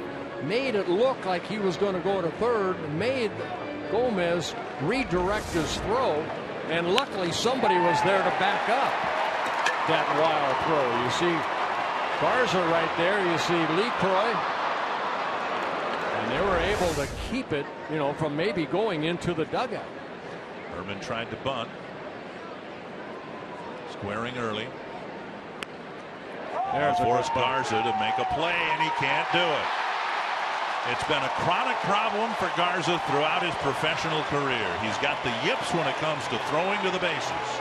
And you could see that time he picked up his head and was looking to first. Yeah, he had the yips of trying to pick up the baseball right there. It'll be a sacrifice bunt. It'll be an error on Garza, allowing Herman to get to first base. You do your job, Herman, laying down the bunt. And like you mentioned, look at this right there. He just lost the ball. He was trying to hurry his throw. Had plenty of time. Herman's giving himself up, but grabbing the ball, unable to get a good grip on it. It's the second time he's gripped the ball almost in a split finger grip. Here's Hicks, bases loaded, nobody out.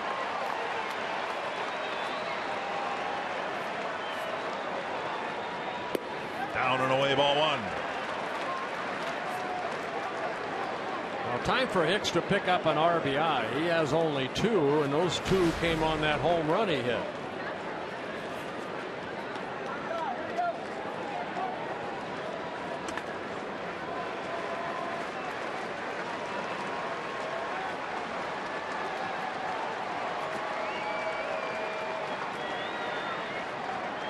A high pop-up. Infield fly rule will be called. 1 down. And now Santana. Got him out in front. And a lazy pop-up for the first out of the inning.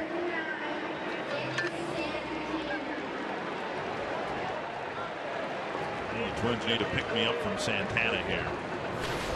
And Santana needs to pick himself up. He's really been frustrated at the plate. Santana, 173 at bats. He's got 11 runs batted in.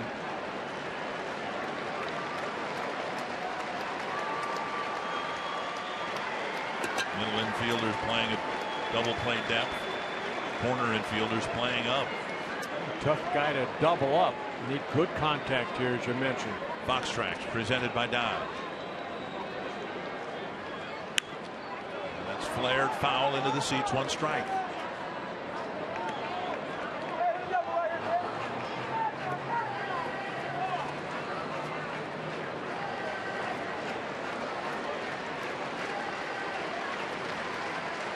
These are the innings that have gotten away from the Brewers. That's why they are 19-36.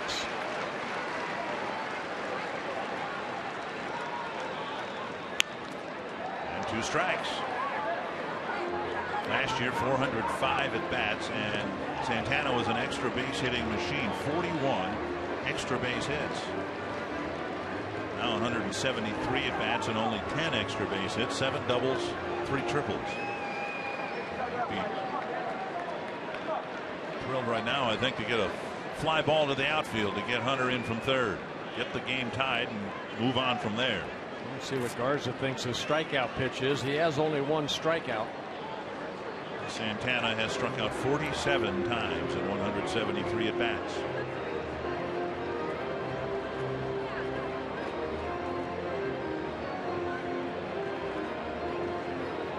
Ball is hit on the ground to the corners, they'll come home. If it's hit up the middle, they'll try to get a conventional double play. Yeah, the only strikeout for Garza came against Herman to lead off the bottom of the third on a high fastball. And Herman swung through. That's to left. Near the seats, Parra has no play. And you can hear, we've got a microphone, several of them down around the field, and you can hear the Twins dugout trying to encourage Santana. The voice you more often hear is Tom Bernansky, the hitting coach. Right. Big at bat for this young man who's had a very difficult time of it in his first full year.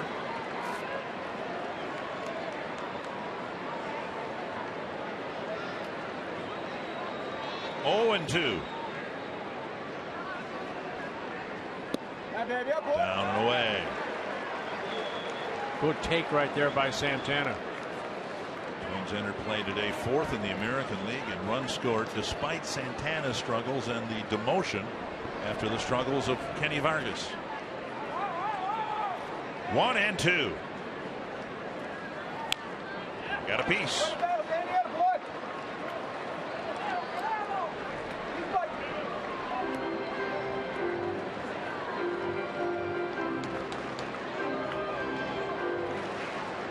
Singles, sacrifice on an error, have filled the bases.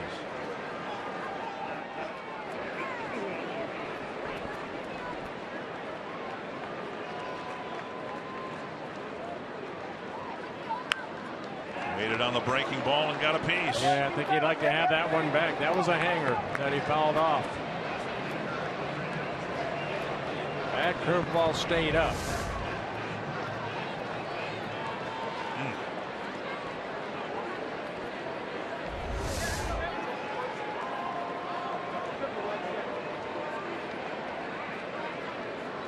Another 1-2 pitch. And he's hanging with those breaking balls and fighting them off.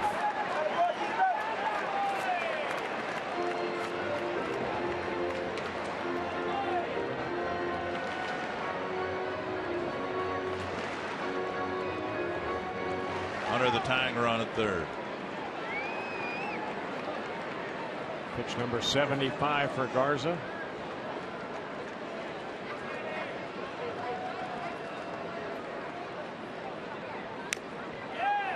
Fastball fouled back. Garza reaching back for 96 miles per hour, trying for the elusive strikeout.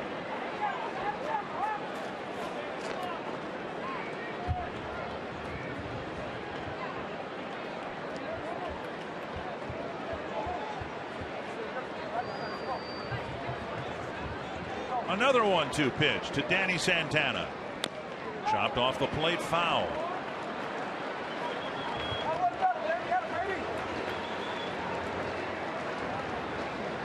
This will be a 10-pitch at bat. 6 2-strike fouls.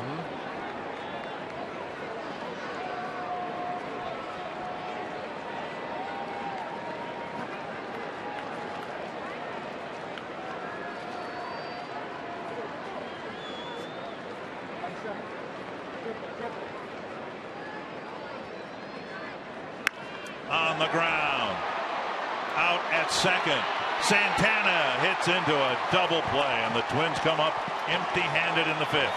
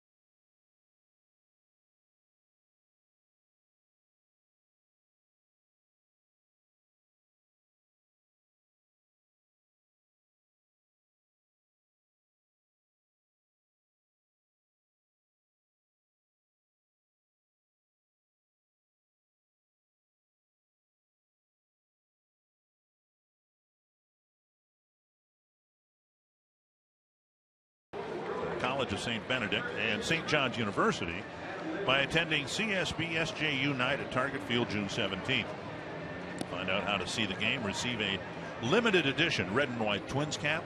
Visit twinsbaseball.com/SJU for the exclusive ticket package and more info. You know, Matt Garza's thrown 77 pitches, 19 between Joe Mauer and Santana. Over 20% of his pitches have been to two players. But in each case, the batter was retired. The long at bat Mauer had early, and then this long at bat here after all the 2-strike fouls. Adam Lind will hit for the Brewers, leading off the 6th inning in a 1-0 game, and Ryan Presley. Such a awful start to the 5th inning, but he did put up a 0, and he'll be asked to do the same in the 6th.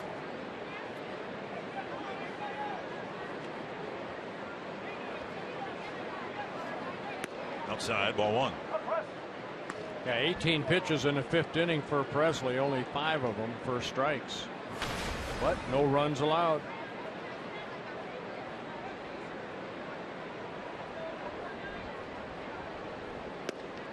And 2-0.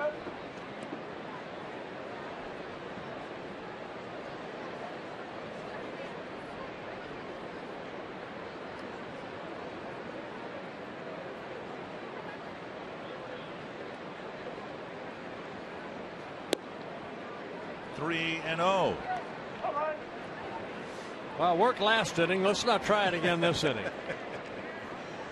With Aaron Thompson warmed up and the left-hand hitter up, you can understand why the Twins are trying to get some more outs out of Ryan Presley here. There's a strike in the outside corner.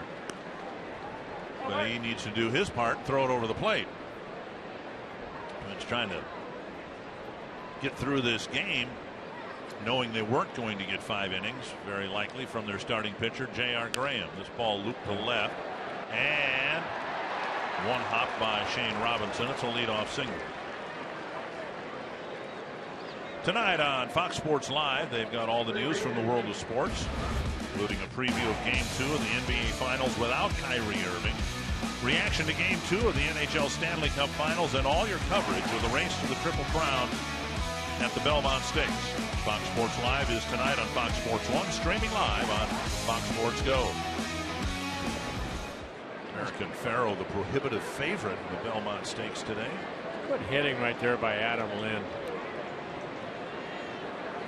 Here's Ramirez, and there's strike 1. I say that's good hitting because it's 3-1. This guy has power. You're not going to pitch him in. You're going to pitch him away. And look at that. It's almost like he knew, you know, they're going to pitch me away. I'll just take that pitch the other way. That's a good piece of hitting. On the ground, Santana will start a double play. 2 down. And that was a nice play by Santana, but even a nicer play by Dozier because he knew who was running. He didn't hurry his throw over to Joe Mauer. Watch this little bit of hesitation that I saw right here by Dozier. Make sure you get a good throw, and he does because Ramirez doesn't move that quickly down that first baseline. Twins turn their second double play of the ballgame. And now Parra has hit a bouncer to second, and he's lined out to Santana.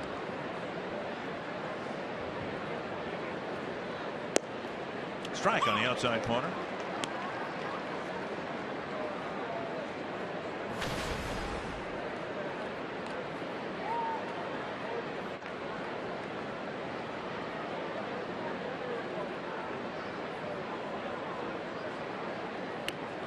One and one.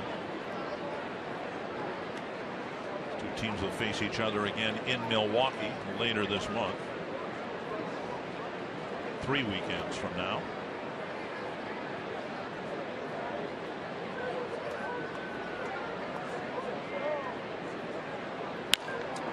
Santana gets another chance. Inning over. Twins will try to reconstruct a threat in the bottom of the 6th inning, and Brian Dozier will lead things off.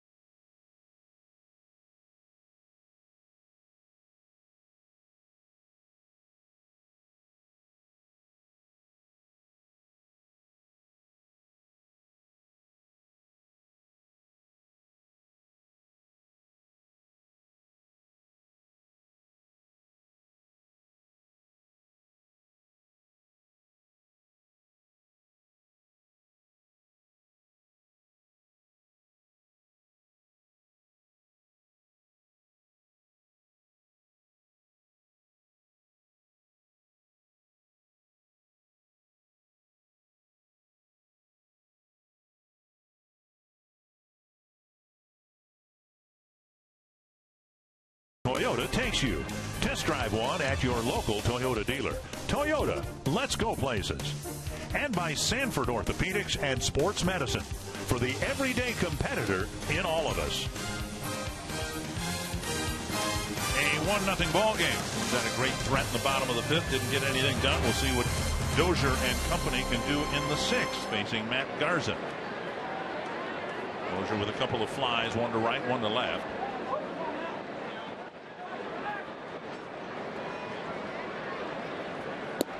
Strike on the outside corner.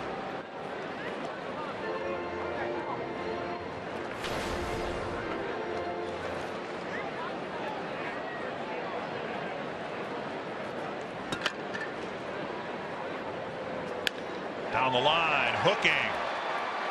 Fair ball, high off the wall. Dozier to second. On his way there with an extra base hit.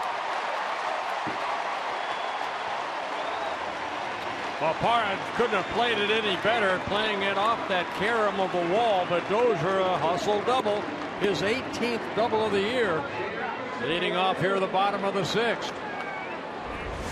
Ball hit on a line. Almost bounced out for a ground rule double, but carom back. Parra barehanded it, made a good strong throw to second, but Dozier hustling out of the box. And now Shane Robinson, a bouncer to short and a pop-up to short. First extra base hit for the Twins.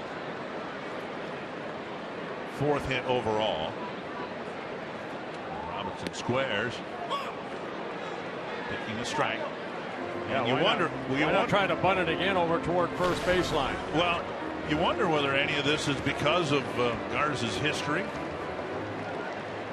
Normally, you'd want the third baseman to come in and make this play, right? To leave third base open for the runner. Right. But if he does bunt, let's see where the bunt is directed. Nice stop by Lucroy, and it impacts runners too, because they're able to take maybe an extra step or two to in their leadoff, because the man's reluctant to throw to the bases that are occupied. Right. 1-1, and Gene Glenn wanted to have some direct conversation with Robinson.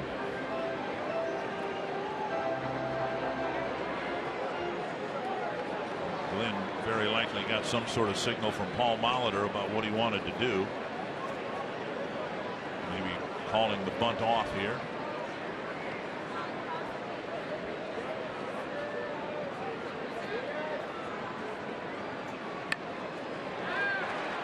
That's a good bunt.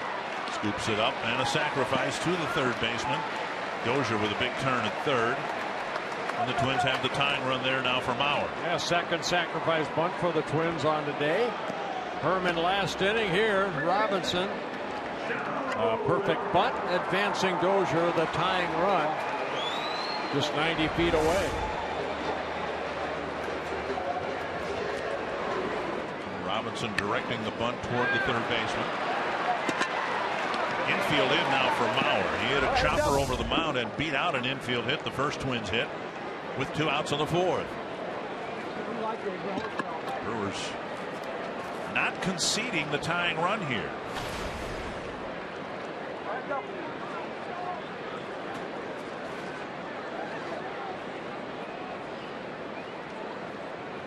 Outside, ball one. That's where most of the pitches from Garza to Mauer have been. Everything away. Blocked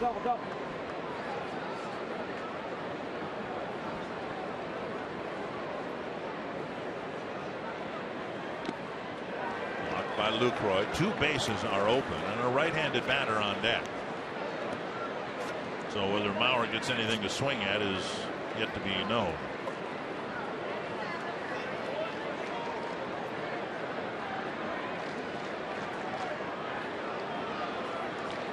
Two and 0.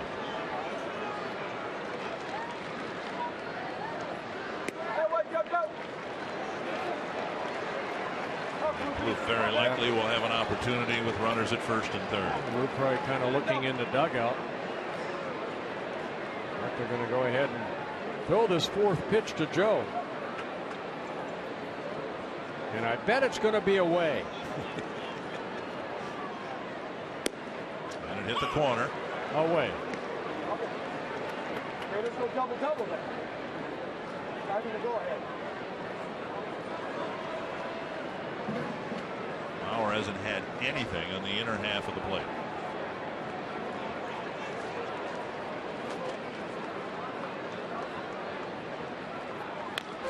Now it's 3-2. They went back out there again and got a Tapper foul.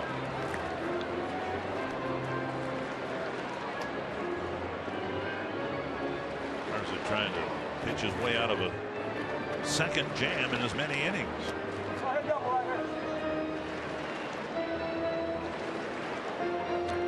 Our second on the team with 33 runs batted in, 3 behind Torrey Hunter.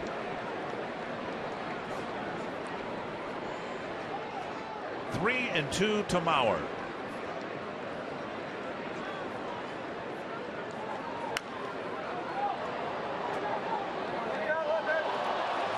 Foul into the upper deck. Nice catch by a fan. Yeah, didn't need a glove.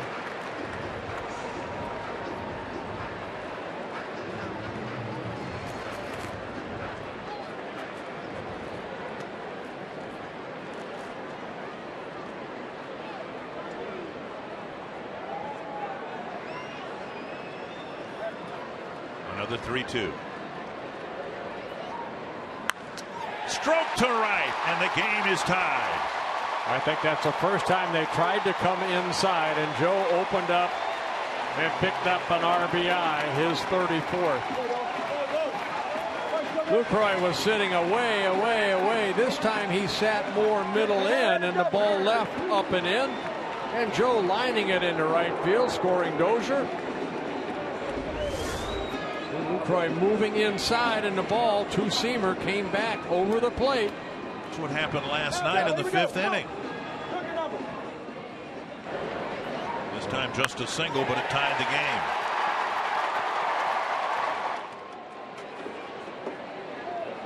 Mauer at first, one down, and now Plouffe. Fly ball, center field. Easy play for Gomez. Plouffe gone on one pitch, and that'll bring up Hunter.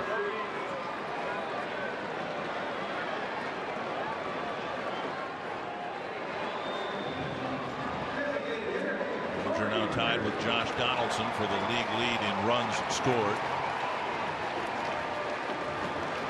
Finished second to Mike Trout in that category last year. As impressive as the comeback was last night for the Twins, they never were able to take the lead. They had opportunities to do that in innings 6 and 7, but didn't get it done. Now a runner at first, 2 down, bottom of the 6th, and Hunter in the box. One strike.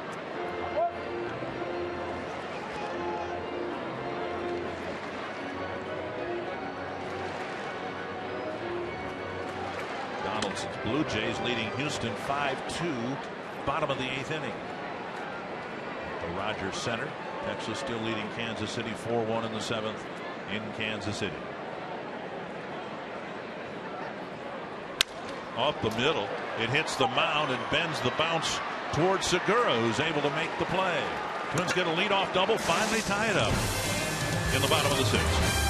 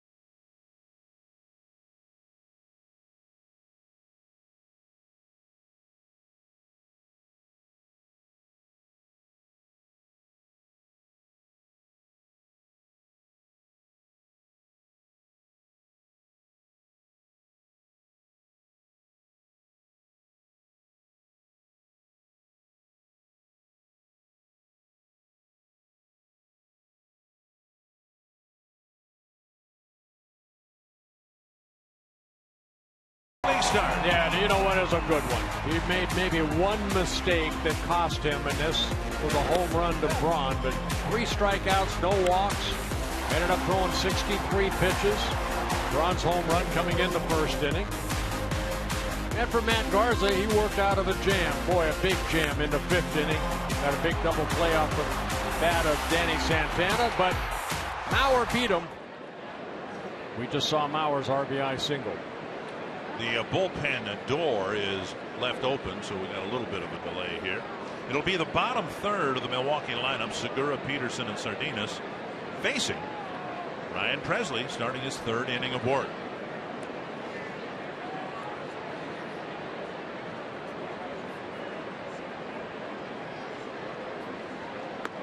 Up and in, ball 1. And I think if Neil Allen and Paul Molitor had a blueprint before the game, it would be exactly like this. Graham, give me 4 good innings. And now Pressly, hopefully give me 3 good innings. Fouled off of Herman, out of play. He struggled in the 1st inning. Pressly did, but settled down. In the last inning, only 10 pitches, a base hit, but a double play ball, and then another ground ball out. So 30 pitches so far. Segura's 1 for 2, a single in the 2nd, and then he tried to get his way onto first base, faking a hit by pitch. The replay brought him back. He ended up popping up to Dozier to end the 4th inning. He was the last man Graham faced here today. Hacked, foul. 1-2.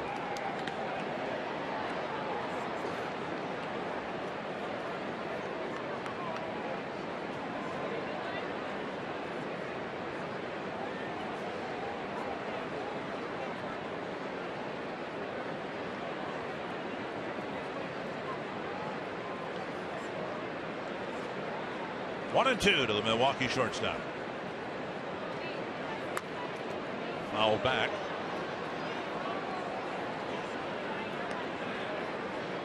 Just to our left. Almost went into the Brewers TV crew. Okay. Now Bill Schroeder's hand. He would have had that easily. He was ready to block it. I don't know if he was ready to catch it, but he got down into the blocking position. Leader through the left side. Segura has a leadoff hit. Segura aboard. Not hitting it sharply, but just found that hole between 3rd and short. Segura picking up his 2nd hit. And we had a softie for our Carsoup.com trivia questions. Prince Fielder, I believe. And he did it in 2007.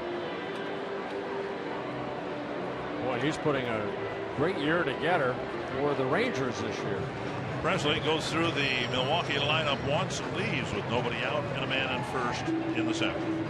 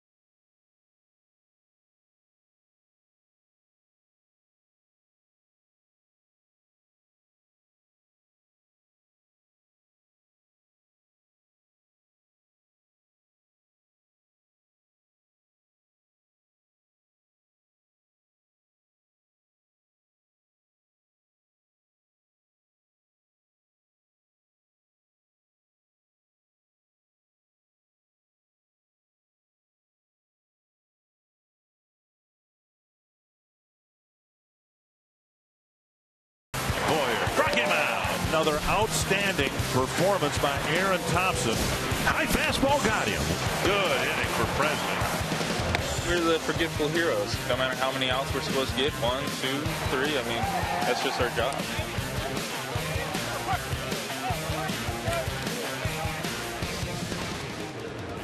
Presley ended up getting 6 outs, a couple of hits, 3 walks. It wasn't a smooth ride by any means, and he is responsible for Segura at first with Aaron Thompson coming into the game. Yeah, Aaron Thompson faced only one batter in last night's ball game, Adam Lind, and that's that line drive into the lights that Torrey Hunter lost.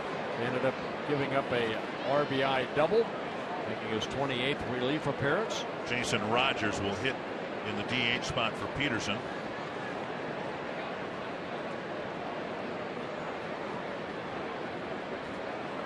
Rogers played at first base in last night's ball game. 1 hit and 4 at bats. There's a pretty wide split for Thompson. Right-handed, left-handed. Right-handers hitting over 300 against him. Well, Rogers the best pinch hitter for the Brewers. 21 at bats. He has 7 hits with a home run and 4 runs batted in.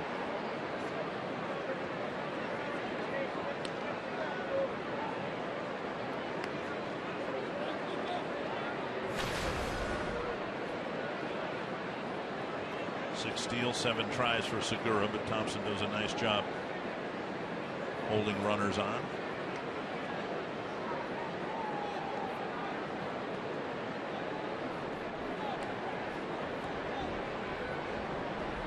Slide step and a ball, 1-1.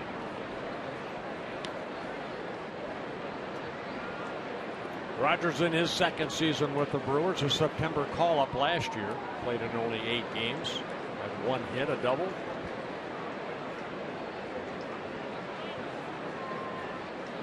Started in AAA, called up on April 17th. Brewers got a leadoff hit in the 6th. And then Ramirez hit into a double play.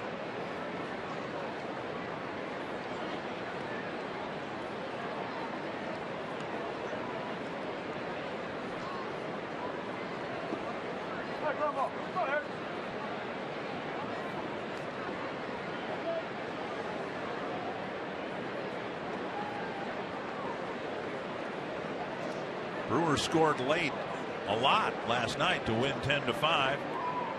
Thompson trying to put up a 0 here in the 7th. Big leg kick this time and a big swing and a miss. Thompson changes speeds well. He's not going to overpower you. He has a pretty good breaking ball. He'll use that changeup.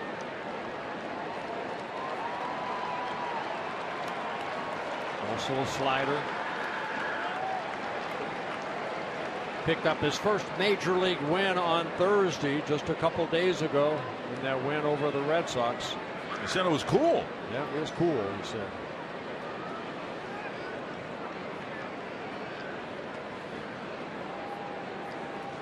One and 2 to the pinch hitter. Ooh. Nearly picked off, but the throw sailing a bit on Thompson. He nearly fired it into foul territory.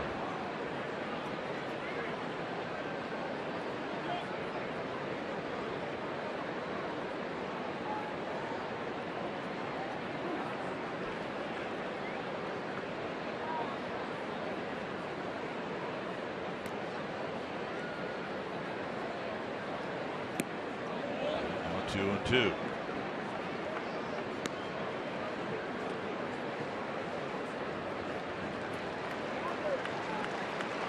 Thompson, 28 years old, originally Florida Marlins #1 pick back in 2005.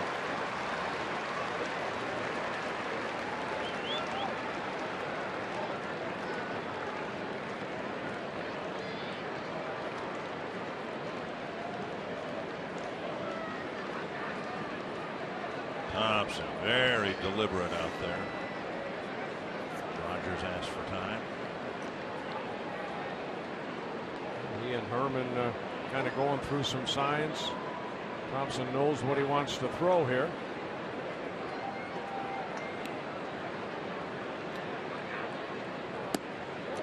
And now missing. It's 3-2. We'll keep an eye on Segura. He may take off here.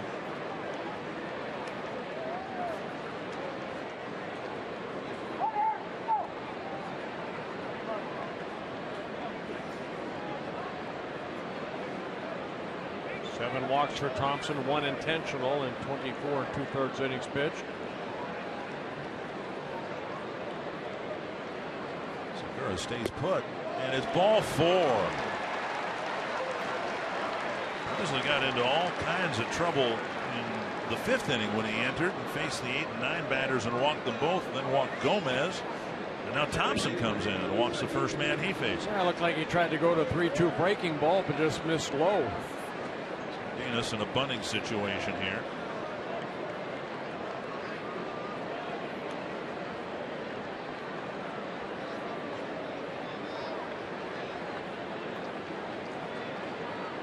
A fly to left, and then the walk issued by Presley on 4 pitches.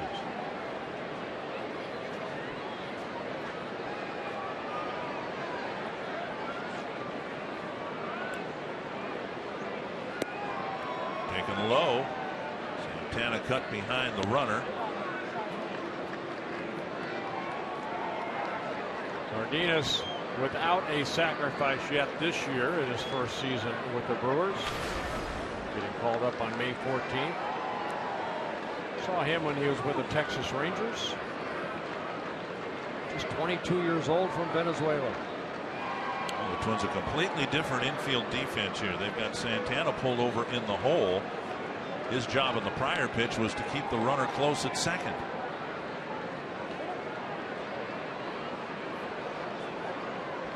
Now that's Dozier's job. I think what they'd like to do, maybe if they keep this position, is Trevor Plouffe going through the signs. Now Santana moving back closer to second. That was maybe just designed to try to get Segura off the base a little bit for a pickoff throw that never came. 1-0. 2-0, and again Herman bluffs a throw to second. Thompson having a hard time throwing strikes. 8 pitches, just 2 strikes. That was a play right there where Trevor Plouffe played back, and it's pitcher's responsibility to cover that third base line. But you have to throw a strike. After he throws a strike.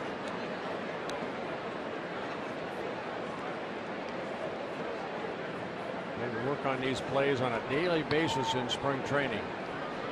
Bunt defense. There's the bunt. And Thompson makes the play himself. He took the ball away from Plouffe. Yeah, I think Trevor called him off, but it's Thompson that ended up getting the ball in his glove and getting the out at first. So Cardenas does his job advancing the runners. It's a hard bunt. He wants Plouffe to field it. Thompson cuts across. He throws the ball to Brian Dozier, who was covering first base. Paul Molitor to the mound here. Gomez obviously a right-handed batter. And we'll have another pitching change here with runners at second and third and 1 out. The wheels are in motion. And Thompson leaves with 2 men in scoring position.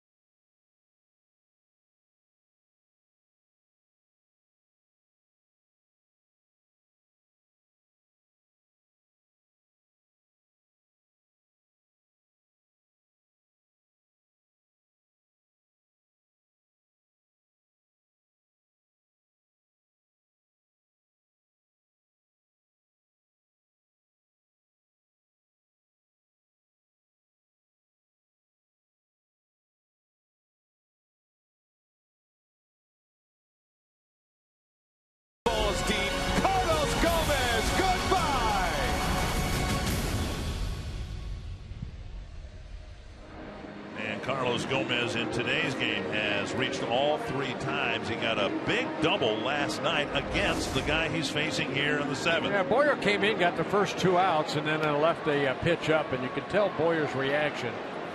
He knew that Gomez hit that ball good. Gomez thought it was out. It ended up hitting off that wall in right center. So it was a double by Gomez.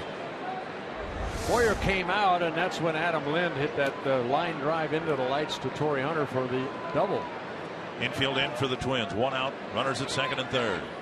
And a base hit to left center. It'll score 2. And the Brewers get a big hit from Gomez. He's reached all 4 times, and he's 2 for 2 against Blaine Boyer in this series. He went down and hit a pitch right, almost hit on top of home plate, it looked like. You're thinking ground ball with your infield pretty much in. But Gomez driving in a couple runs now with 23 runs batted in on the year. Look at that. Not a bad pitch down, but Gomez found a way to get it over the infield into left field. And the Brewers again in the late innings take a lead, 3-1. Here is Lucroy. Boyer's got a weird season going on. Overall, of course, it's a very good season. But right-handers with that base hit are hitting .335 against Boyer, while left-handers are hitting just .111. Now, how on earth do you explain that? Sometimes you don't. That was pretty good hitting right there by Gomez. Hit a pitcher's pitch. You know, the one last night, Boyer left it up and would probably tell you afterwards he deserved his own fate on that one. But this one today, it almost looked like Herman was preparing to catch it on the bounce. Well, with the infield in, you're thinking ground ball. I mean, normally you chop down on that ball, but Gomez went down and picked it up and got the big single.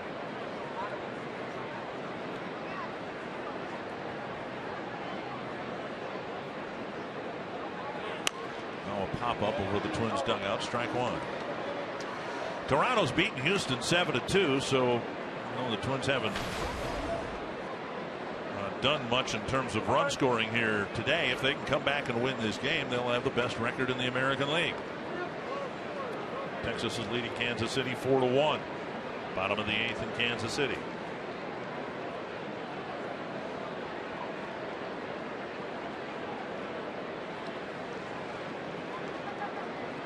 Bullpen just hasn't been efficient in this series. Guys have come in and walked people. First batters have gotten hits. You try to play, righty versus righty, lefty versus lefty, and it just hasn't worked out in this series. Well, before Boyer came in with Presley, Thompson, 42 pitches, only 18 strikes. Yeah. 1-1 to Lucroy. First of all, that's too many pitches. Second of all, you'd like a 2-to-1 ratio, strike to ball thrown.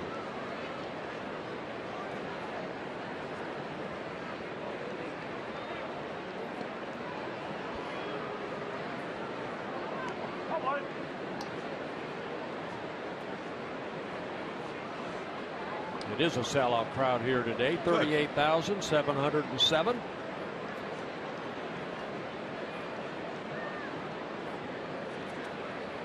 One and one to Lucroy.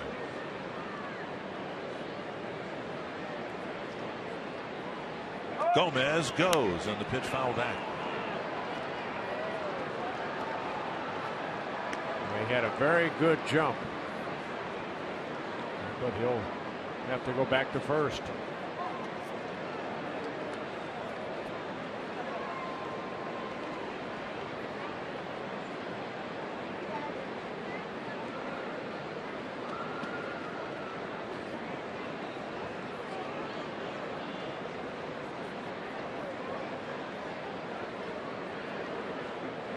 Still only 1 out in the inning. 2 hits, 2 runs, a walk, sacrifice bunt. Yeah, And we just showed a picture of Greg Counsell down there, and just to his left is Jerry Narron. Narron's been around the game a long time in the bench, so I'm sure he is using him a lot.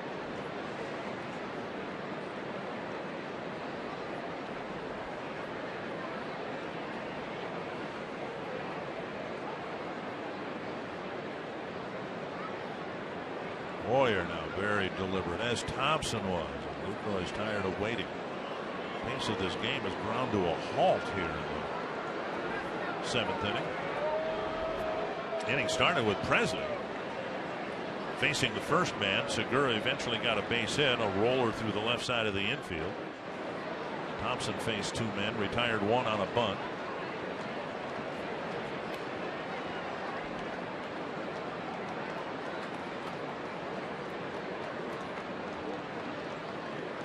Twins pitch out. 2-2. Well, we've seen Boyer. He's a guy that gets over the pitching rubber quickly, looks for the sign, but when he does come set, he'll sometimes count to 20.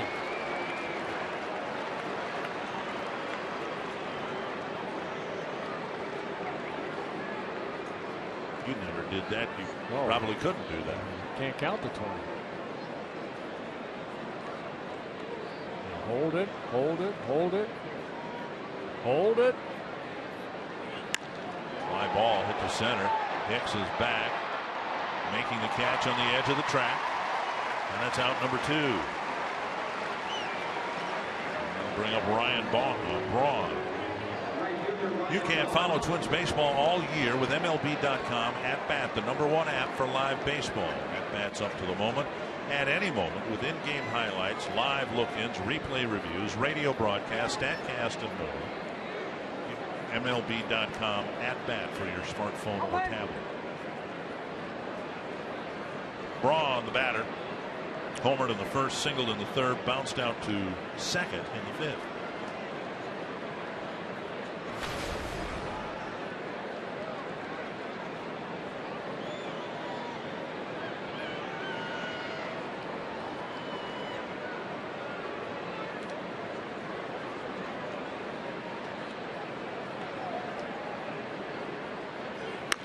Fouled away, 1 strike. Just trying to see if Braun has some type of padding on that right hand. Of course, he wears gloves, both hands. It's that right bum area that has caused the issue of that nerve damage. Unusual stance, pretty much stands straight up, bat going straight up into the air.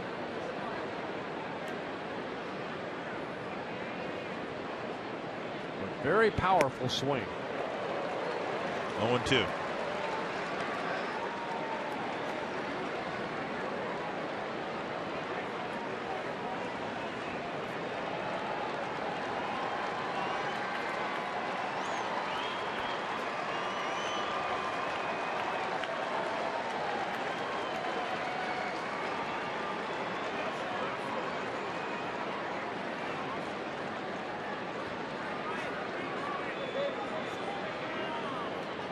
Swinging that bat around. Only Stargell used to do that. Pops. Now he's set.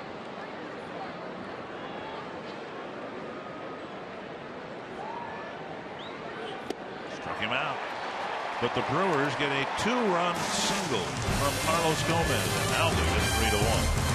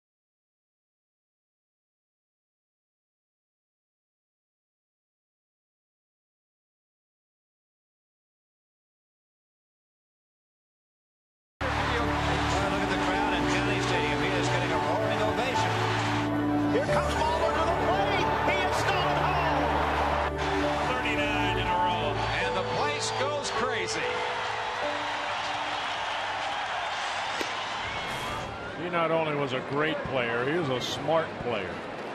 I asked him yesterday to look at his resume just with Milwaukee, second in all those categories that he's second to Robin Yount, a fellow Hall of Famer.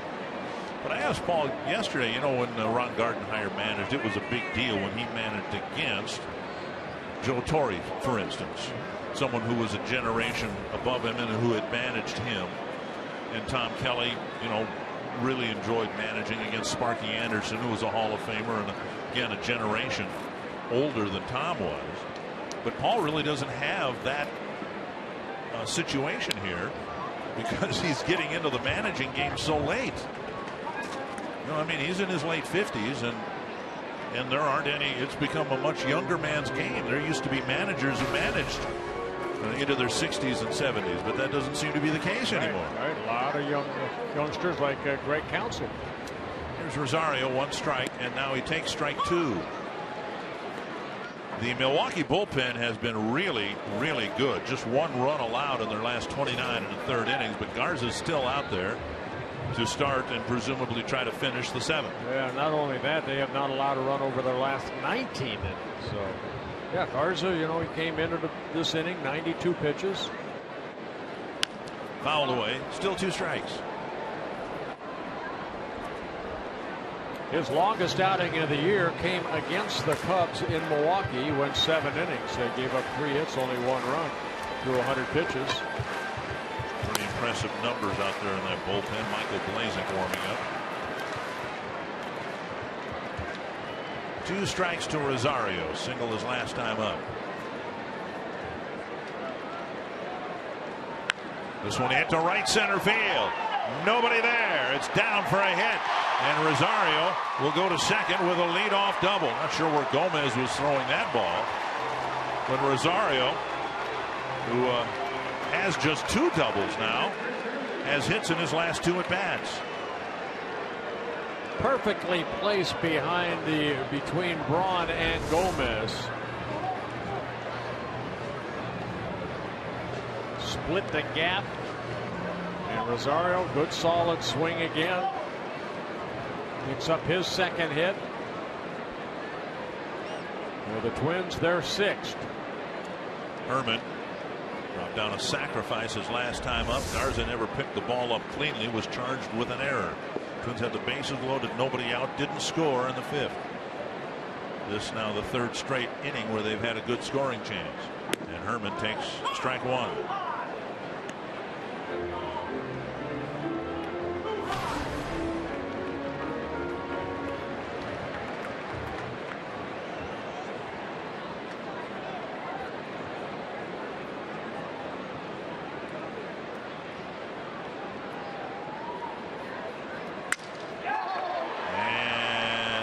Rosario stays near the bag, busted that soft liner to the second baseman Sardinas, one down. This copyrighted telecast presented by the authority of the Minnesota Twins and may not be reproduced or retransmitted in any form. Any accounts and descriptions of this game may not be disseminated without the express written consent of the Minnesota Twins. Garza's really eaten up some Twins lumber in this game. Here's Hicks. Hicks had the bases loaded, nobody out. Got a breaking ball and hit a little pop-up to Sardinas. And the inning didn't go anywhere after that. A chance to make amends here in the 7th inning. Hicks has one home run on the year. That came here against the Red Sox. A 2-run home run off of Rick Porcello. Outside, ball one.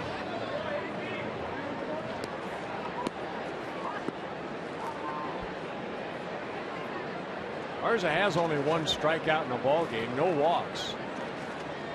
This will be pitch number 100.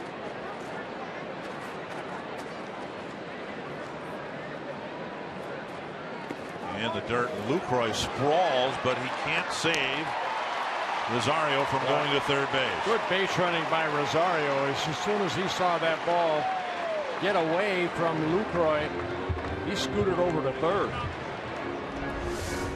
A wild pitch charged to Matt Garza. Actually, it hit the umpire. Yeah.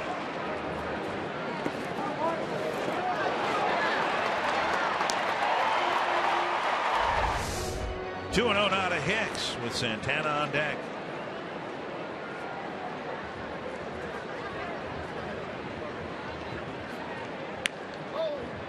Foul behind the runner. 2-1.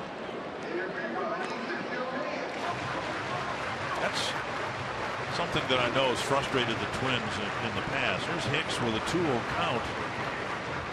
And you got to be ready for a fastball, don't you? You react to something else, but that was a 93-mile-per-hour fastball, and Hicks barely made contact to the opposite way. Foul ball.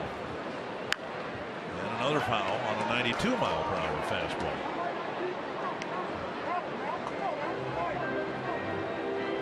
Two and two.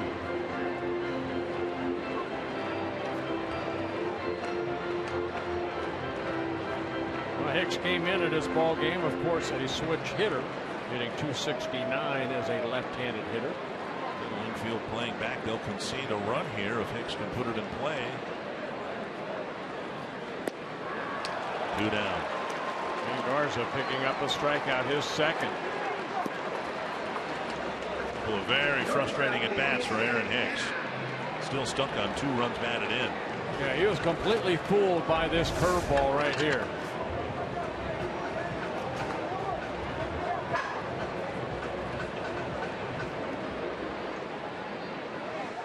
And now Santana, who bounced into the inning-ending double play in that 5th inning.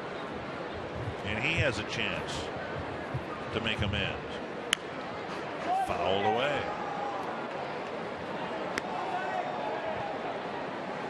Hicks and Santana each struggling here today. 0 for 5, and in the 5 at bats, they've made 6 outs.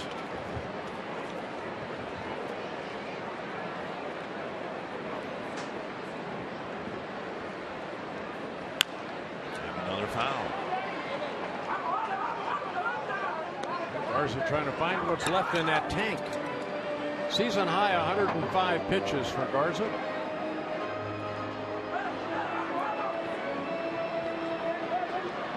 Very good strike to ball ratio. Santana up there again with an 0-2 count.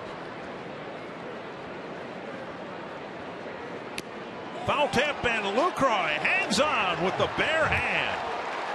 And the Twins have another opportunity in the 7th to score, but don't. It's a 3-1 ball game.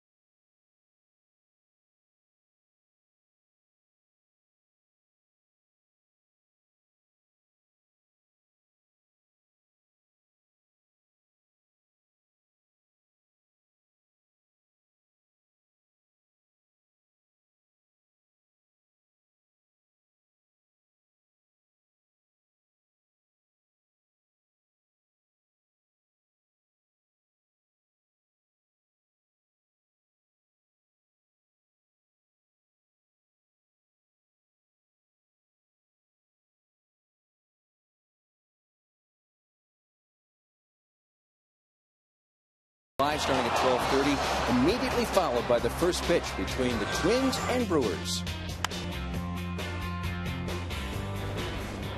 Brewers have never trailed in this series. A 5-0 lead last night. Twins tied it up. Brewers ended up winning 10-5. 1-0 today. Twins tied it up now 3-1. Blaine Boyer pitching to Adam Lynn. Down and away, ball one. Lind, Ramirez, and Parra.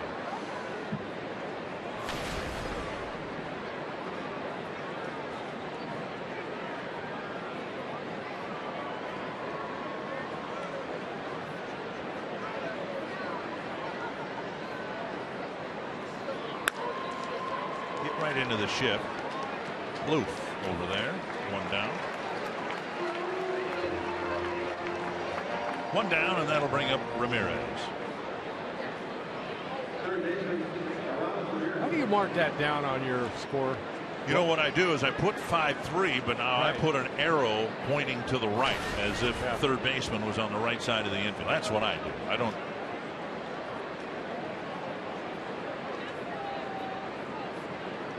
Ramirez hit into a double play his last time up.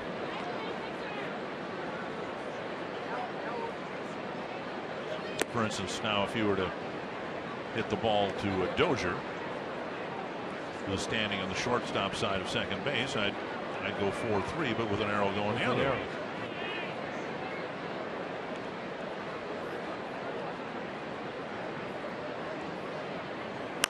Foul back. Now, did you keep score as a kid? Sometimes. When I was at the game, I don't think I did much. I mean, I used to listen to Herb Carneal and Halsey and all the guys on the radio and the TV, but I don't remember doing it when I was just listening or watching. In person, yes. How about you? I did. I did listening to Vin Scully and Jerry Doggett of the Dodgers. There's a strike right there. Boyer ahead in the count, 2-1. I used to, you know, the little league scorebooks that you have. Right. I would write down the lineups, and I would listen to the radio and write down. I love to write down the strikeouts for Koufax. Just Koufax and Drysdale I listened to. Oh, sure. Claude Osteen pitches, and you didn't listen. Don Sutton was there. Down and in, 2-2.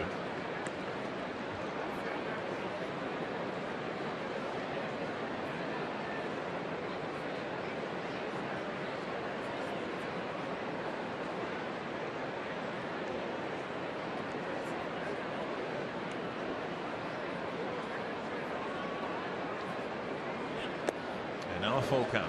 Now, when Ramirez strikes out here, do you put a K if he swings and a backward K if he takes strike three? No, and I'm probably the only one who does it this way. I put an L if he was caught looking. Okay. So KL? KL. KS if he swings. WW if I wasn't watching.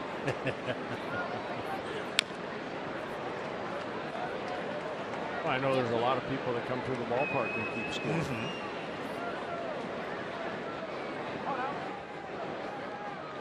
Three and 2 to Ramirez.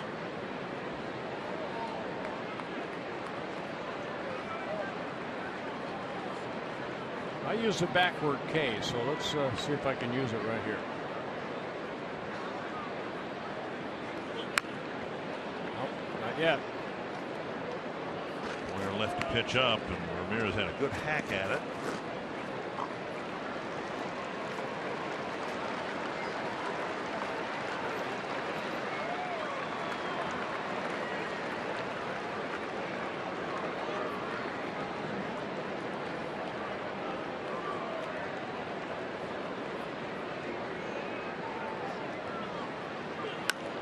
And a foul into the seats. Increasingly overcast skies here. We're expecting some rain in the Twin Cities later today and into the morning tomorrow. And it's supposed to get hot and very summer-like for the Kansas City series. And won't that be a fun series? Twins a game ahead of the Royals. Kansas City struggling a little bit right now, as the Twins are. On the ground, Santana. To Mauer, 2 down. 6-3. 6-3. A limited number of season tickets are now available in the Delta Sky 360 Legends Club. You can experience every home game in the always comfortable Legends Club. Enjoy padded seats, unique food items, in-seat service, and everything that makes the Delta Sky 360 Legends Club the perfect combination of luxury in baseball. Learn more about package options by visiting twinsbaseball.com or by calling 800-33-TWINS for Legends Club season ticket information. 2 down. And here's Parra. Fouled into the seats. Parra 0 for 3 in a ball game.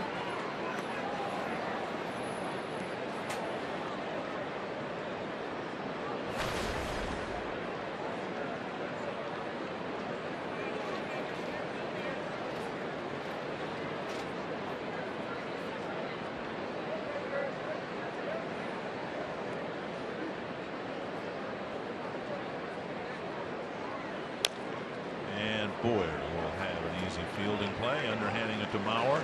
3 ground ball outs and a scoreless, hitless 8th inning.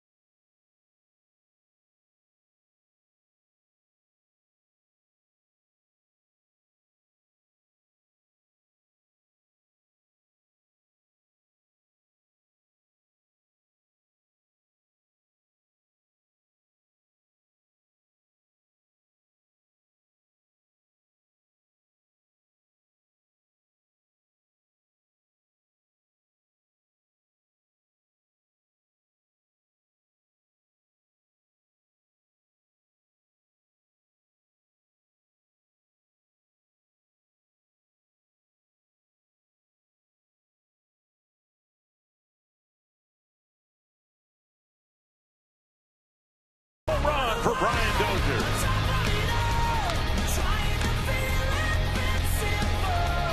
Hunter blasts this one to left, and it's gone, and the Twins are back in the game. Off his glove, it rolls on the warning track. Dozier to third. He will be held there with an RBI triple.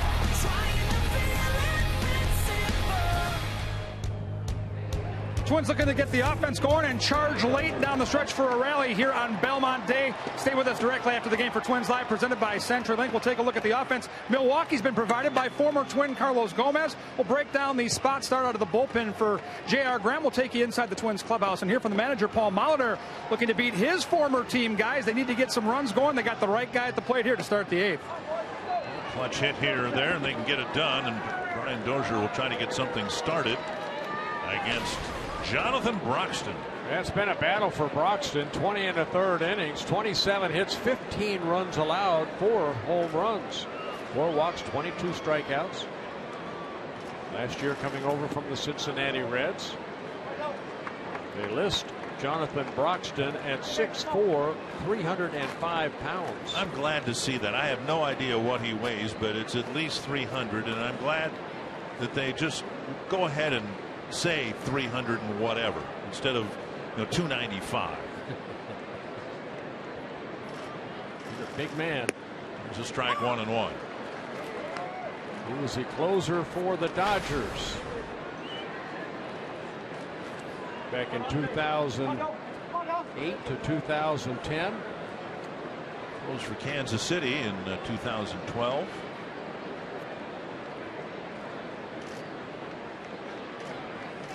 A drive to left center field. It is back. It is gone. And it's a 3-2 ball game. I just told you the numbers that Broxton had coming in. 5 home runs now allowed. by Broxton, and for Brian Dozier, home run number 11. Another extra base hit for Brian Dozier. Another run scored. Yep.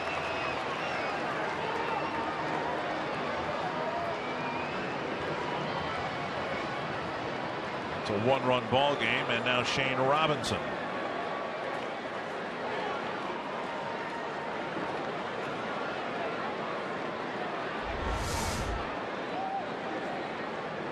Up high, ball one. Well, that ends that streak of runs allowed by the Brewers. They had 19 consecutive scoreless innings, but that streak ends right here off the bat of Brian Dozier.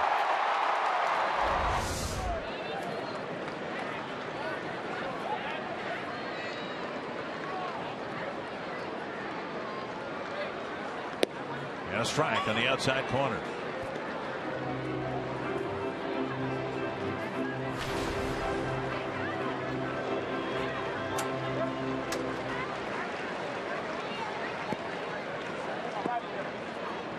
Trying to get aboard. Twins have misfired on a number of scoring opportunities today. And Robinson lifts it foul. 1-2. Texas beat Kansas City 4-2. So regardless of what happens here, the Twins will hold on to first place in the division.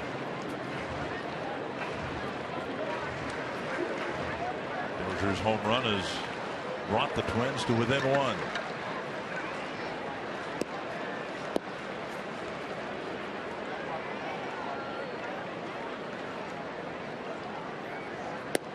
Just outside. Lucroy tried to steal it. 2-2. That slider just missing. Broxton, two-time National League All-Star when he was with the Dodgers in 2009 and 10.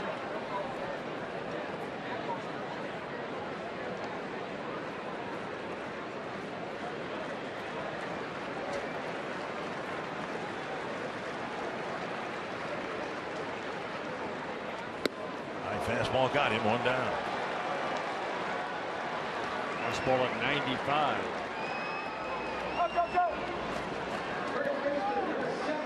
And that'll bring up Joe Mauer. Mauer's faced Broxton 3 times, and in his last 2 at-bats against the big right-hander, he's hit a double.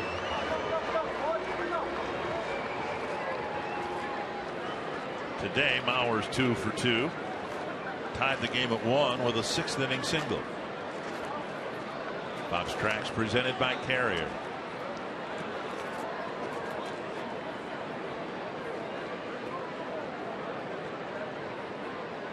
Outside.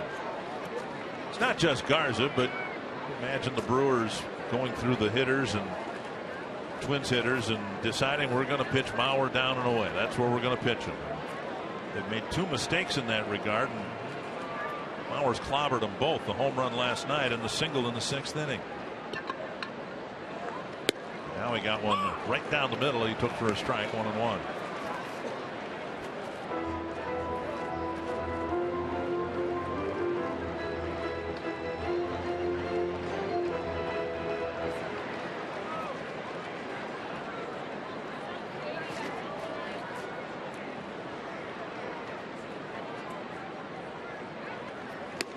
Up and away. 2-1.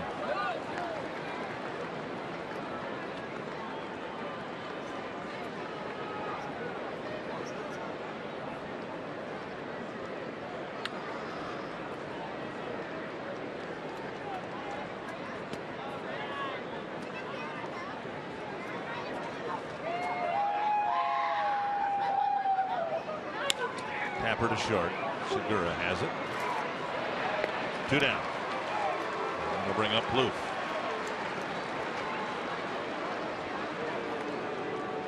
Trevor on the day is 0 for 3. He's hit the ball in the air 3 times. Once to second base, once to short, once to center field.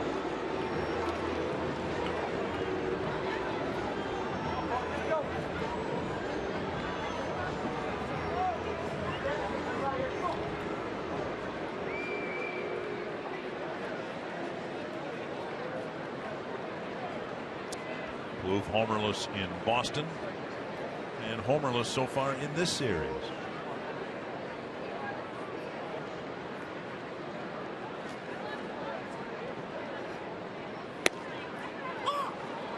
crisp 94 mile per hour fastball.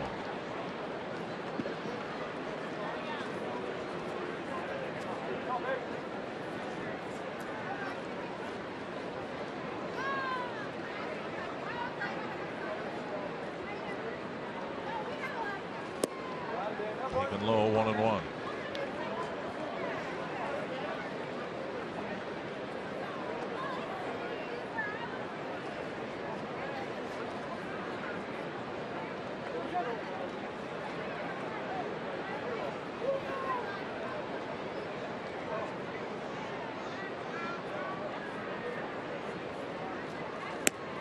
Now a strike taken, 1-2.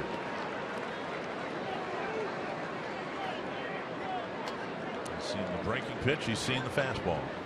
Everything has been outside. Lucroy again will be sneaking out to the corner. I want to make a mistake inside.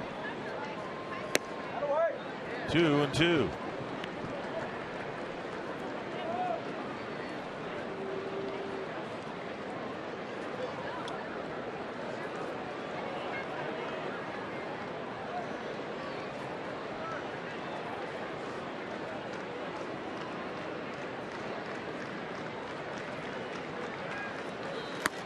Three and two with Hunter on deck.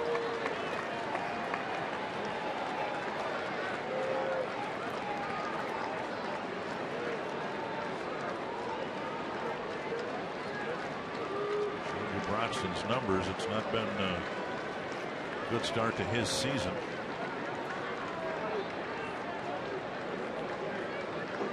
Dozier's touched him for a leadoff home run.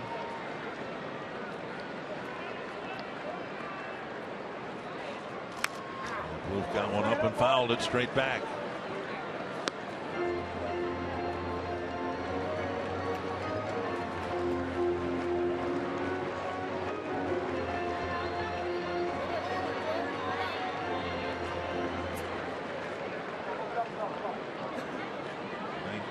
Pitch for Broxton this inning.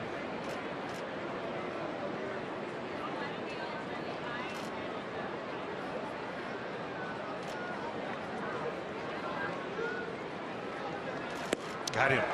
To a breaking ball. A Dozier home run to cut the lead in half. It is 3-2 Milwaukee.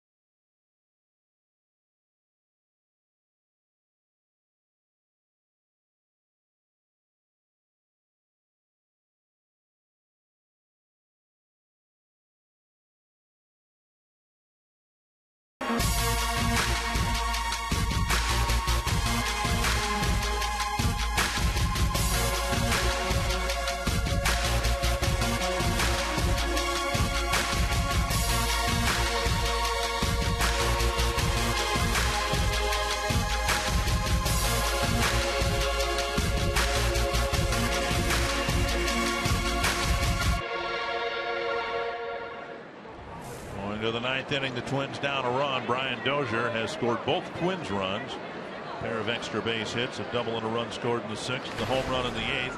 And now Tim Stauffer to pitch to the Brewers in the 9th. Yeah, Stauffer making his 13th relief appearance. He worked 2/3 of an inning in last night's ball game. Gave up a hit with a strikeout.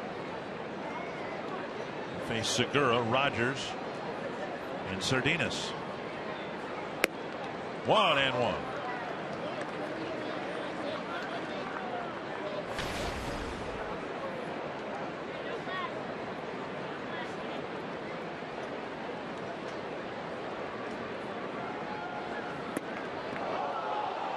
Segura spins out of the way of that one. I'm surprised he didn't want to try to go to first.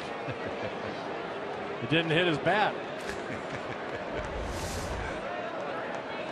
This fastball running in on Segura. And now on the outside corner. Last couple of appearances, we've seen some readings from Stauffer in the low 90s. But now here today, back-to-back outings and 3 out of 4. He's so far topping out at 89. Check swing, strike 3 at 89 miles per hour. 1 down. Oh, that could be the gun in Fenway Park too. So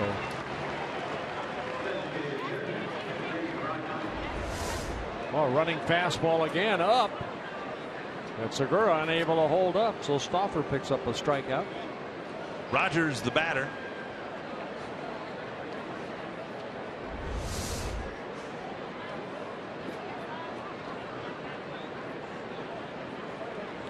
Rogers has entered the game in the 7th inning, walked and scored. And Stauffer, 90 miles per hour, hits the outside corner. Yeah, he was the first batter that Aaron Thompson faced, and Aaron Thompson ended up walking him. Swing and a miss, 0-2. Good slider there by Stauffer. Stauffer spent about 3 weeks on a disabled list, right intercostal strain. Making his 5th appearance since his activation. And back-to-back strikeouts. Stauffer getting Segura and Rogers, 2 down.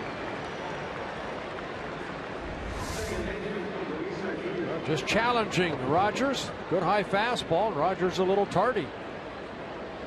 Swinging through it. And Sardinas. Sardinas dropping down a sacrifice, and that helped the Brewers claim a 3-1 lead when Gomez hit the next pitch for a 2-run single. Good changeup right there for strike 1.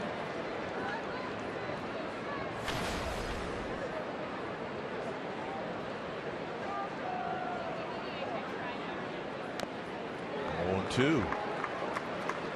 Stauffer given credit for this. He's thrown strikes, 10 pitches, 8 strikes. Francisco Rodriguez, the Brewer closer, is warmed up.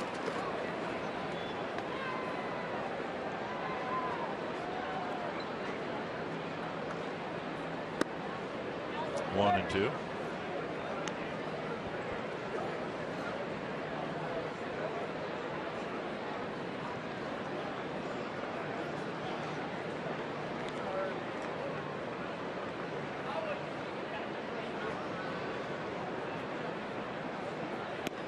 And now 2-2.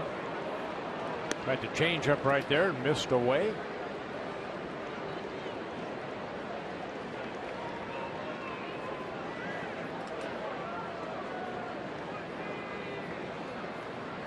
Two and two to Sardinas. On the ground, backhanded, bobbled by Plouffe, and Sardinas will reach. An error on Plouffe. It'll be the team's first today. Yeah, for Trevor Plouffe, only his 5th error at third base. He made an error the other day that the ball just dropped out of his glove trying to get Betts when he rounded the bag too far, but ended up getting a piece of his glove and then more of his right ankle.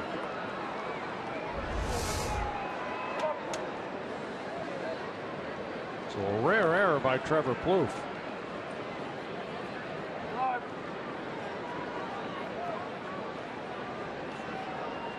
36th error for the Twins. And that's too high of a number. But then there's the Oakland A's. Whoa. Ball off the glove of Herman. And Sardinas will go to second. That'll be a wild pitch. Charge to Stauffer.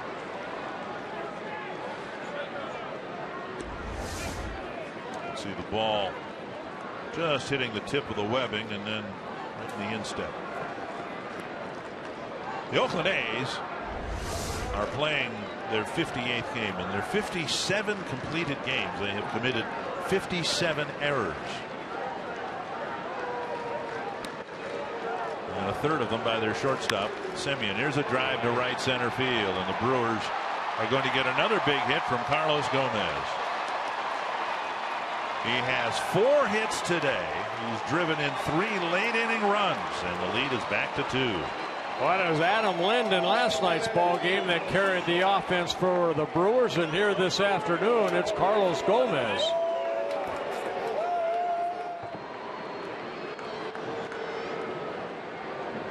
Gomez now with 24 runs batted in on his 12th double of the year.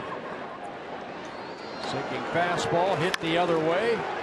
Splits the gap in right center all the way to the wall. Well, Brewers getting some clutch hitting late in ball games, something the Twins have done through the first third of the season quite well. Lucroy takes outside ball 1. Lucroy 1 for 4. He's singled in the third. He's also lined out a couple of times.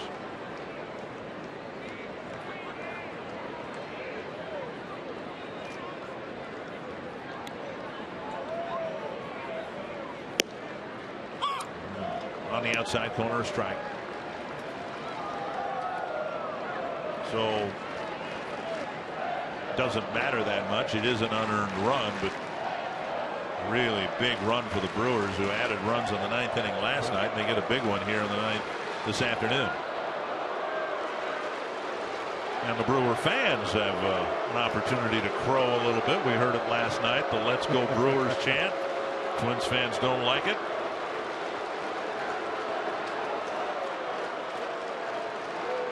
Well, Twins fans will get their chance in Milwaukee. Do the same. Twins fans might have their chance in the bottom of the 9th today. Yeah. We'll see. Lucroy swings and misses 1 and 2.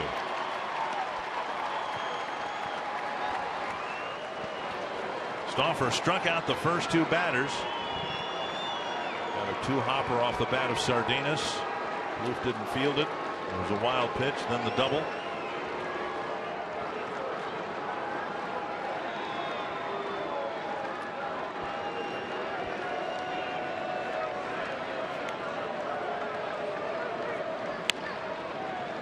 Foul.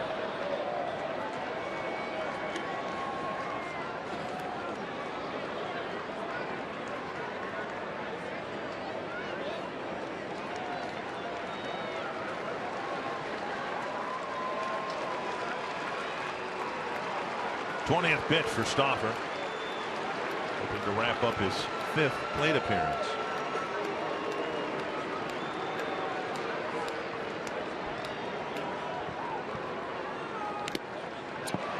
Foul.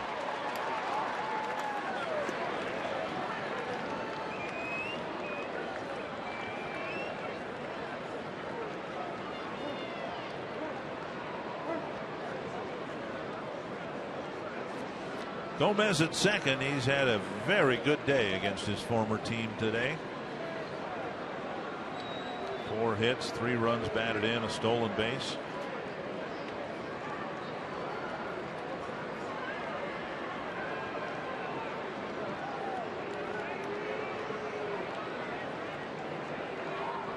And 2 again to Lucroy. Not yet.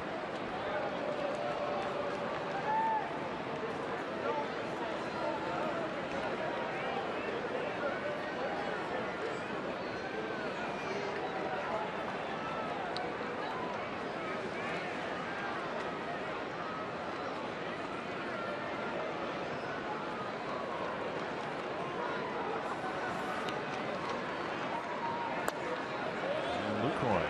Tough at bat here.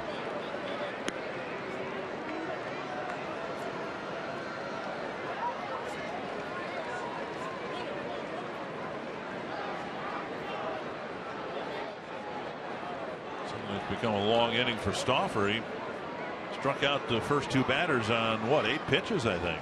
Yeah, you know what? We used to have a sign where the catcher would drop his glove very quickly. You spin and throw to second. Dozier would pick off Gomez, but instead it's a third out that way. An error leads to another run. Torrey Hunter will try to lead a 9th inning comeback with the Twins down by 2.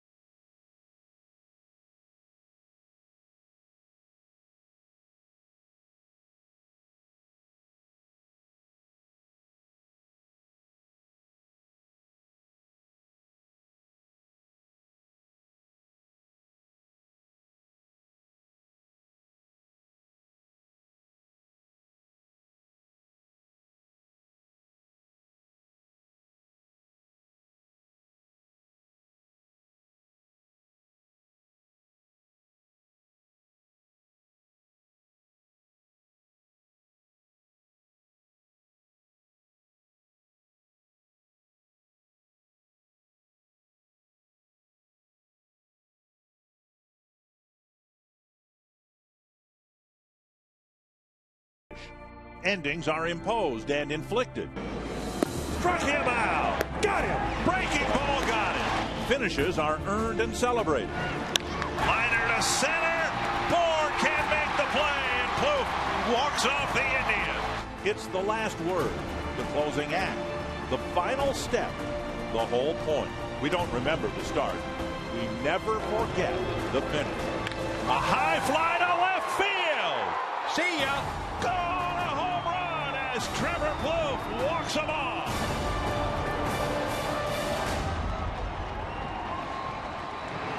The Twins hoping for some 9th inning magic, down a couple of runs. Torrey Hunter will lead things off against Francisco Rodriguez. Yeah, Rodriguez, great career as far as being a closer. 357 career saves, just 1 behind Troy Percival for 9th on the all-time list. 9 for 9 in save opportunities this year. And Hunter takes a strike over the inside corner. Troy Percival was kind of his mentor when he came up with the Angels back in the early 2000s.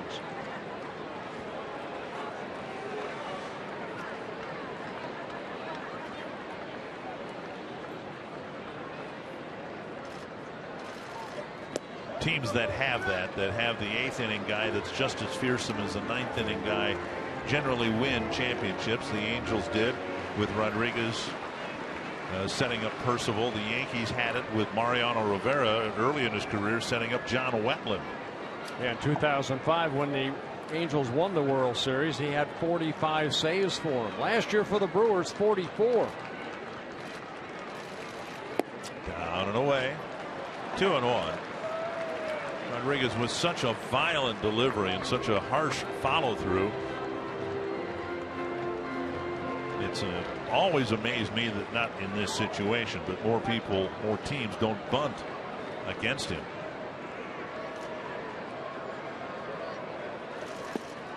And now 3-1. Rosario on deck. Well, these two guys were teammates for 1 season with the Angels back in 1998. When Rodriguez saved 62 ball games that year.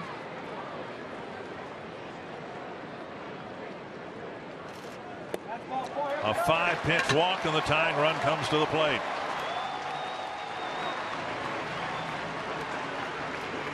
Rosario has a single and a double his last 2 times up. Well, one behind Percival, of course, Mariano Rivera, the all-time saves leader with 652 saves. Jeff Reardon on there, Joe Nathan.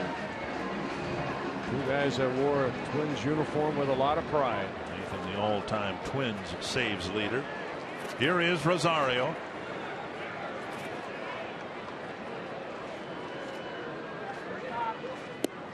Low ball one, and Lucroy held it, hoping for the call. Twins have a bench today of Suzuki, Nunez, and Escobar.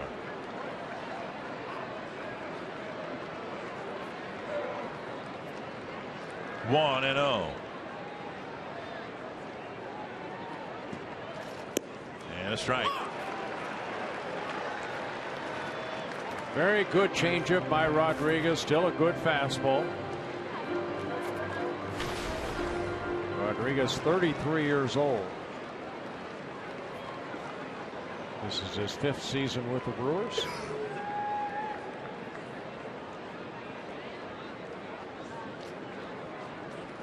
Popped up behind third.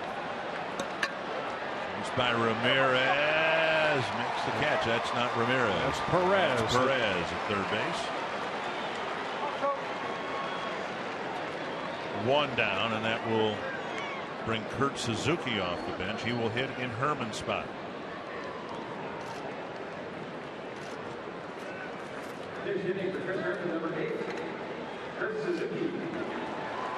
Suzuki's been swinging it pretty good in the last couple of ball games, but of course not much of a power hitter.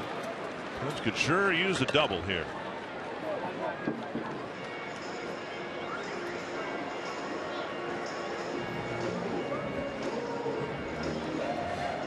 Suzuki with 3 hits in the finale in Boston, 2 more last night. Hit the ball hard 3 times.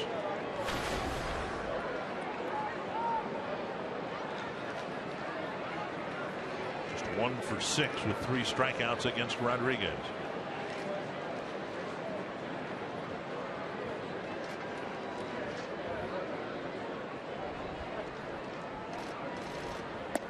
Strike 1.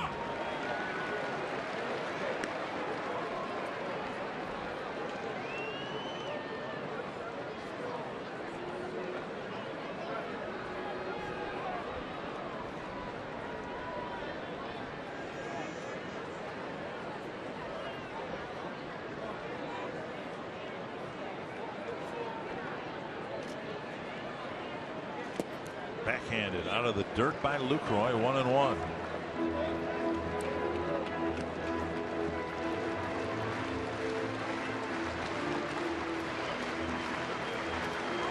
Getting a double would mean having to get it to the outfield and in a spot where you can get a double. I'm kind of surprised the Brewers aren't playing their outfield a little deeper.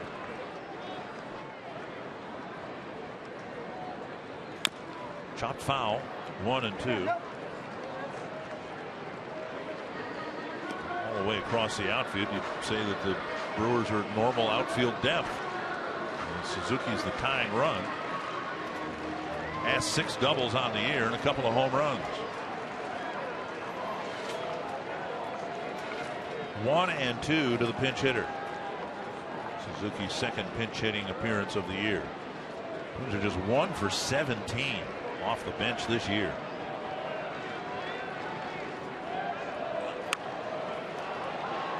Foul down the left field line.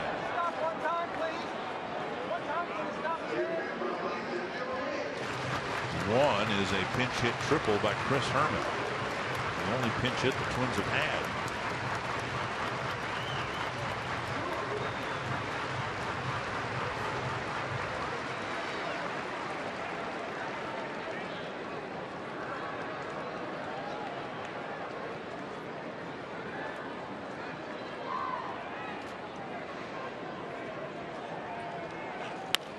Bouncer to short. 1-2, and the Brewers have won the first 2 games of this series. Well, even though the Brewers came in with the least amount of wins in Major League Baseball, They won the first 2 here in this 3-game series. Carlos Gomez, the hitting hero today, and our What's Next brought to you by CenturyLink. Mike Fiers will go for the Brewers in the finale against Mike Pelfrey of the Twins. Twins won a couple of ball games at the end of the series in Boston, but now, Anthony, they've lost the first 2 at home. We'll need a win tomorrow to avoid a sweep at the hands of the last place Brewers. We'll preview that game. We'll hear from Paul Molitor, break down the start by J.R. Graham, and show you how Carlos Gomez took revenge on the Twins. He punished the bullpen in this 4-2 Milwaukee win.